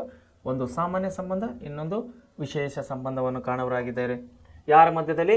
ಬ್ಯಾಂಕ್ ಮತ್ತು ಗ್ರಾಹಕನಿಗೆ. ಬ್ಯಾಂಕ್ ಮತ್ತು ಗ್ರಾಹಕರ ಮಧ್ಯದಲ್ಲಿ ನಾವು ಎಂಥ ಸಂಬಂಧಗಳು ಕಾಣೋರಾಗಿದ್ದೇವೆ? ಒಂದು ಸಾಮಾನ್ಯ ಸಂಬಂಧ, ಇನ್ನೊಂದು ವಿಶೇಷವಾದಂಥ ಸಂಬಂಧ. ಏನಿದು ಸಾಮಾನ್ಯ ಸಂಬಂಧ? ನೋಡ್ರಿ, ಇದು 3 ಮುಖ್ಯ ವಿಧಗಳಿಂದ ಕೂಡಿದೆ. ಸಾಮಾನ್ಯ ಸಂಬಂಧ 3 ವಿಧಗಳಿಗೆ ಕೂಡಿದೆ. ಏನಂತಾರೆ? ಒಂದು ಪ್ರಾಥಮಿಕ ಸಂಬಂಧ ಅಂದರೆ ಸಾಲಿಗ ಮತ್ತು ಸಾಲಗಾರ. ಎರಡನೇದಾಗಿ ಪ್ರಾಥಮಿಕ ಸಂಬಂಧ, ಒಂದು ಪ್ರಾಥಮಿಕ ಸಂಬಂಧ. ಎರಡನೇದಾಗಿ ಉಪಕಾರ ಸಂಬಂಧ, ಸಹಾಯಕ ಅಥವಾ ಉಪಕಾರ ಸಂಬಂಧ. ಇನ್ನೊಂದು ಮೂರನೇದು ಏನಿದೆ? ಕಾರಬಾರಿ ಅಥವಾ ನಿಯೋಗಿ ಮತ್ತು ಮುಖ್ಯಸ್ಥನ ಸಂಬಂಧ, ಇನ್ನೊಂದು ಮುಖ್ಯಸ್ಥನ ಸಂಬಂಧ. ಈ 3 ಸಂಬಂಧಗಳನ್ನು ನಾವು ಕಾಣುವರಾಗಿದ್ದೇವೆ. ಎಲ್ಲಿ? ಸಾಮಾನ್ಯ ಸಂಬಂಧದಲ್ಲಿ. ನಿಮ್ಮ ಹತ್ತಿರದ ಬ್ಯಾಂಕಿಗೆ ಭೇಟಿ ನೀಡಿ ಉನ್ನತ ವ್ಯಾಸಂಗಕ್ಕೆ ಸಾಲ ನೀಡುವ ಕ್ರಮದ ಬಗ್ಗೆ ವ್ಯವಸ್ಥಾಪಕರಿಂದ ಮಾಹಿತಿಯನ್ನು ಸಂಗ್ರಹಿಸಿರಿ. ನೋಡಿ, ಒಂದು ಚಟುವಟಿಕೆಯನ್ನು ಕೊಟ್ಟಿದ್ದಾರೆ. ಏನು ಚಟುವಟಿಕೆ ಕೊಟ್ಟಿದ್ದಾರೆ? ನಿಮ್ಮ ಹತ್ತಿರದ ಬ್ಯಾಂಕಿಗೆ ಭೇಟಿ ಕೊಡ್ರಿ, ನಿಮ್ಮ ಉನ್ನತ ವ್ಯಾಸಂಗಕ್ಕೆ ಸಾಲ ನೀಡುವ ಕ್ರಮದ ಬಗ್ಗೆ ಅಥವಾ ವ್ಯವಸ್ಥಾಪಕರಿಂದ ಮಾಹಿತಿಯನ್ನು ತಗೊಳ್ಳಿ ಅಂತ ಹೇಳ್ಕೊಟ್ಟಿದ್ದಾರೆ. ಸೊ ಏನಿದು ಸಾಮಾನ್ಯ ಸಂಬಂಧ? ಬ್ಯಾಂಕನಿಗೆ ಮತ್ತು ಗ್ರಾಹಕನಿಗಿರುವ ಸಂಬಂಧ ಇರುವುದು ಏನಂದರೆ, ಬ್ಯಾಂಕ್ನಲ್ಲಿ ಖಾತಾ ತೆಗೆದೀವಿ, ಹಣ ಇಟ್ಟಿದ್ದೀವಿ, ದುಡ್ಡು ಇಟ್ಟಿವಿ, ದುಡ್ಡು ತಗೊಂಡಿವಿ, ಹೋದಿವಿ, ಮುಗೀತು. ಇದನ್ನು ಸಾಮಾನ್ಯ ಸಂಬಂಧ ಹೇಳಿ ನಾವು ಕರೆಯವರಾಗಿದ್ದೇವೆ. ಅದು ಹೇಗೆ ಅಂದರೆ ನೋಡಿ, ಏನಂತಂದರೆ ಒಂದು ಪ್ರಾಥಮಿಕ ಸಂಬಂಧ ಅವ್ರ ಜೋಡಿ, ಸಾಲಿಗ ಮತ್ತು ಸಾಲಗಾರ ಸಂಬಂಧ ಅಷ್ಟೇ. ಅದು ಬೇರೆ ಯಾವುದೇ ರೀತಿ ಅವ್ರ ಜೋಡಿ ಸಂಬಂಧ, ಎಕ್ಸ್ಟ್ರಾ ಸಂಬಂಧಗಳು ಇರೋದಿಲ್ಲ. ಆಮೇಲೆ ಸಹಾಯಕ ಅಥವಾ ಉಪಕಾರ ಸಂಬಂಧ. ನೋಡ್ರಿ, ಧರ್ಮದರ್ಶಿ ಅಥವಾ ನಿಕ್ಷೇಪಾಧಿಕಾರಿ ಮತ್ತು ಪ್ರಯೋಜನಕಾರಿಯ ನಡುವಿನ ಸಂಬಂಧ. ಸಹಾಯಕರಾಗಿ ಅಂದರೆ ಉಪಕಾರಕಾರಿಗೆ. ಹೌದು, ಯಾಕೆ ಅವರು ಉಪಕಾರದ ಒಂದು ಸ್ಥಾನದಲ್ಲಿ ನಿಂತಿದ್ದಾರೆ ಅಂದರೆ, ಮನೆಯಲ್ಲಿದ್ದಂಥ ಹಣವನ್ನು ಇವತ್ತು ನಾವು ಕಳ್ಳತನ ಆಗುವಂಥ ಪರಿಸ್ಥಿತಿ ಇದೆ. ಆದರೆ ಬ್ಯಾಂಕಿನಲ್ಲಿ ಇಟ್ಟಂಥ ಹಣವನ್ನು ಕಳ್ಳತನ ಆಗ್ತಾವ್ರಿ, ಮೋಸ ಆಗ್ತಾರೆ ನೋ. ಆದರೆ ಇತ್ತೀಚಿನ ದಿನಗಳಲ್ಲಿ ಸೈಬರ್ ಕ್ರೈಮ್ನಿಂದ ಕೆಲವೊಂದು ಅನಾನುಕೂಲತೆಗಳು ನಡೀತಾ ಇವೆ. ಯಾವುದೋ ಒಂದು ಲಿಂಕ್ ಕಳಿಸ್ತಾರಂತೆ, ಫೋನ್ಪೇನಲ್ಲಿ ನಾವು ಲಿಂಕ್ ಹೊತ್ತ ಮೇಲೆ ನಮ್ಮ ಖಾತೆಯಲ್ಲಿದ್ದಂಥ ರೊಕ್ಕಗಳು ಇನ್ನೊಬ್ರಿಗೆ ಹೋಗಿಬಿಡ್ತಾವಂತೆ. ಅದರ ಅರ್ಥ ಏನಂದರೆ ಇದನ್ನು ಬಳಸಿದವರಿಗೆ ಮಾತ್ರ, ಲಿಂಕ್ ಒತ್ತಿದವರಿಗೆ ಮಾತ್ರ, ಇನ್ನೊಬ್ಬರಿಗೆ ಯಾರಿಗಿಲ್ಲ. ಸೊ ಸೇಫ್ಟಿಯಾಗಿ ಸುರಕ್ಷಿತವಾಗಿ ನಾವು ಹಣಕಾಸಿನ ವ್ಯವಹಾರವನ್ನು ಮಾಡುವರಾಗಿದ್ದಾಗ ನಮಗೆ ಯಾವುದೇ ರೀತಿಯ ಬ್ಯಾಂಕ್ನಿಂದ ತೊಂದರೆ ಇಲ್ಲ. ಒಂದು ವೇಳೆ ನಾವು ಯಾವುದೇ ಲಿಂಕನ್ನು ಒತ್ತಿಲ್ಲ, ನಾವು ಯಾವುದೇ ಫೋನ್ಪೇ ಯೂಸ್ ಮಾಡಿಲ್ಲ, ನಾವು ಯಾರಿಗೆ OTP ಹೇಳಿಲ್ಲ ಅಂದರೆ ನಮ್ಮ ಹಣ ಸುರಕ್ಷಿತವಾಗಿರುತ್ತದೆ ಬ್ಯಾಂಕ್ನಲ್ಲಿ. ಸೊ ಅದನ್ನೇ ಕೊಟ್ಟಿದ್ದಾರೆ. ಬ್ಯಾಂಕ್ ಮತ್ತು ಗ್ರಾಹಕನಿಗಿರುವ ಸಂಬಂಧ ಒಂದು ಸಾಮಾನ್ಯ ಸಂಬಂಧ ಇದೆ. ದುಡಿರ್ತಾರೆ, ತೆಗಿತಾರೆ, ಹೋಗ್ತಾರೆ. ಎರಡನೇದೇನೆಂದರೆ ಬ್ಯಾಂಕಲ್ಲಿ ಸಹಾಯ ಅಥವಾ ಉಪಕಾರ ಸಂಬಂಧ ಕಾಣ್ತಾ ಇದೆ ನಮಗೆ. ಯಾಕಂದರೆ ನಮ್ಮ ಹಣಕ್ಕೆ ಅವರು ಸೇಫ್ಟಿ ಮಾಡ್ತಾ ಇದ್ದಾರೆ, ನಮ್ಮ ದುಡ್ಡನ್ನು ಕಾಯ್ತಾ ಇದ್ದಾರೆ, ಅವರು ನಮ್ಮ ಹಣವನ್ನು ಅವರು ಕಾಯ್ತಾ ಇದ್ದಾರೆ. ಸೊ ಹೀಗಾಗಿ ಅವರು ನಮಗೂ ಸಹಾಯಕರಾಗಿ ಈ ಸಂಬಂಧದಲ್ಲಿ ಕಾಣ್ತಾ ಇದ್ದಾರೆ. ಮೂರನೇದಾಗಿ ಕಾರ್ಬಾರಿ ಅಥವಾ ನಿಯೋಗಿ ಮತ್ತು ಮುಖ್ಯಸ್ಥನ ಸಂಬಂಧದಲ್ಲಿ ಕಾಣ್ತಾ ಇದ್ದಾರೆ. ನೋಡಿ, ನಿಯೋಗಿ ಮುಖ್ಯಸ್ಥರು ಹೌದು. ಯಾಕಂದರೆ ನಮ್ಮ ಹಣವನ್ನು ನಾವು ಇವತ್ತು ಮನೆಯಲ್ಲಿ ಸುರಕ್ಷಿತವಾಗಿ ಇಟ್ಟುಕೊಳ್ಳುವಂಥ ಪರಿಸ್ಥಿತಿ ಇಲ್ಲ. ನಮ್ಮ ಹಣವನ್ನು ನಾವು ಮನೆಯಲ್ಲಿ ಸುರಕ್ಷಿತವಾಗಿ ಇಟ್ಟುಕೊಳ್ಳುವಂಥ ಪರಿಸ್ಥಿತಿ ಇಲ್ಲ. ಬದಲಾದಂಥ ಸನ್ನಿವೇಶದಲ್ಲಿ, ಅವಿಭಕ್ತ ಕುಟುಂಬದಲ್ಲಿ, ವೈಮನಸ್ಸಿದ್ದಂಥ ಇವತ್ತಿನ ಈ ಪರಿಸ್ಥಿತಿ ಕುಟುಂಬದಲ್ಲಿ ನಾವು ಮನೆಯಲ್ಲಿ ಹಣ, ಬಂಗಾರ, ಬೆಳ್ಳಿ ಯಾವುದೇ ವಸ್ತುಗಳು ನಾವು ಸುರಕ್ಷಿತವಾಗಿ ಇಡುವಂಥ ಚಾನ್ಸಸ್ ಇಲ್ಲ. ಸೊ ಇಂಥ ಪರಿಸ್ಥಿತಿಯಲ್ಲಿ ಮುಖ್ಯಸ್ಥನ ಸ್ಥಾನದಲ್ಲಿ ಯಾರು ಬರ್ತಾ ಇದ್ದಾರೆ? ಬ್ಯಾಂಕ್ನವರು ಬರ್ತಾ ಇದ್ದಾರೆ. ಯಾಕಂದರೆ ನಮ್ಮ ಹಣವನ್ನು ಅವರು ಸುರಕ್ಷಿತವಾಗಿಡ್ತಾ ಇದ್ದಾರೆ, ನಮ್ಮ ಹಣವನ್ನು ಅವರು ಕಾಪಾಡ್ತಾ ಇದ್ದಾರೆ. ಸೊ ಹೀಗಾಗಿ ಅವರು ನಮಗೆ ಮುಖ್ಯಸ್ಥ ರೂಪದಲ್ಲಿ ಕಾಣ್ತಾ ಇದ್ದಾರೆ, ಉಪಕಾರ ಸಂಬಂಧ ರೂಪದಲ್ಲಿ ಬರ್ತಾ ಇದ್ದಾರೆ, ಮತ್ತು ಅವರು ಸಾಲಿಗ ಅಥವಾ ಸಾಲಗಾರನ ಸಂಬಂಧದಲ್ಲಿ ನಮ್ಮನ್ನು ಕಾಣ್ತಾ ಇದ್ದಾರೆ. ಸೊ ಈ ರೀತಿ ಬ್ಯಾಂಕ್ ಮತ್ತು ಗ್ರಾಹಕರ ಸಂಬಂಧದಲ್ಲಿ ಅನೇಕ ಸಂಬಂಧಗಳಿವೆ. ಅದರಲ್ಲಿ ವಿಶೇಷವಾಗಿ ನಾವು ಈ 3 ಸಂಬಂಧಗಳನ್ನು ಕಾಣುವರಾಗಿದ್ದೇವೆ. ಸೊ ಇಲ್ಲಿವರೆಗೆ ನಾವು ಬ್ಯಾಂಕಿನ ಕೆಲಸ, ಬ್ಯಾಂಕಿನ ಕಾರ್ಯಗಳನ್ನು ನಾವು ನೋಡಿದ್ದೀವಿ. ಮುಂದೆ ಇನ್ನು ಹೊಸ ವಿಷಯಗಳನ್ನು ನಾವು ನಾಳೆ ಒಂದು ಅಧ್ಯಾಯದಲ್ಲಿ ಓದೋರಾಗಿದೆ. ಈ ಪಾಠವನ್ನು ತಾವೆಲ್ಲೂ ಒಳ್ಳೆ ರೀತಿಯಲ್ಲಿ ಓದಿ ಅಭ್ಯಾಸ ಮಾಡಿ ಎಲ್ಲ ವಿಷಯಗಳು ತಾವು ನೆನಪಲ್ಲಿ ಇಟ್ಕೋತೀರಿ ಅಂತೇಳಿ ನಾನು ಭಾವಿಸಿದ್ದೇನೆ. ಸೊ ಇಲ್ಲಿದಂತ ಹೇಳಿದ ಎಲ್ಲ ವಿಷಯಗಳು ತಾವು ಒಳ್ಳೆ ರೀತಿಯಲ್ಲಿ ಓದಿ ತಾವು ತಮ್ಮ ಪರೀಕ್ಷೆ ಸಂಬಂಧದಲ್ಲಿ ಅಥವಾ ನಿಮ್ಮ ಜೀವನದಲ್ಲಿ, ನಿಮ್ಮ ಒಂದು ಶೈಕ್ಷಣಿಕ ಜೀವನದಲ್ಲಿ ತಾವು ಯಶಸ್ವಿ ಆಗಲಿ ಅಂತೇಳಿ ನಾವು ಈ ಮೂಲಕ ನಿಮ್ಮನ್ನು ಹಾರೈಸುವನಾಗಿದ್ದೇನೆ. ಧನ್ಯವಾದಗಳು.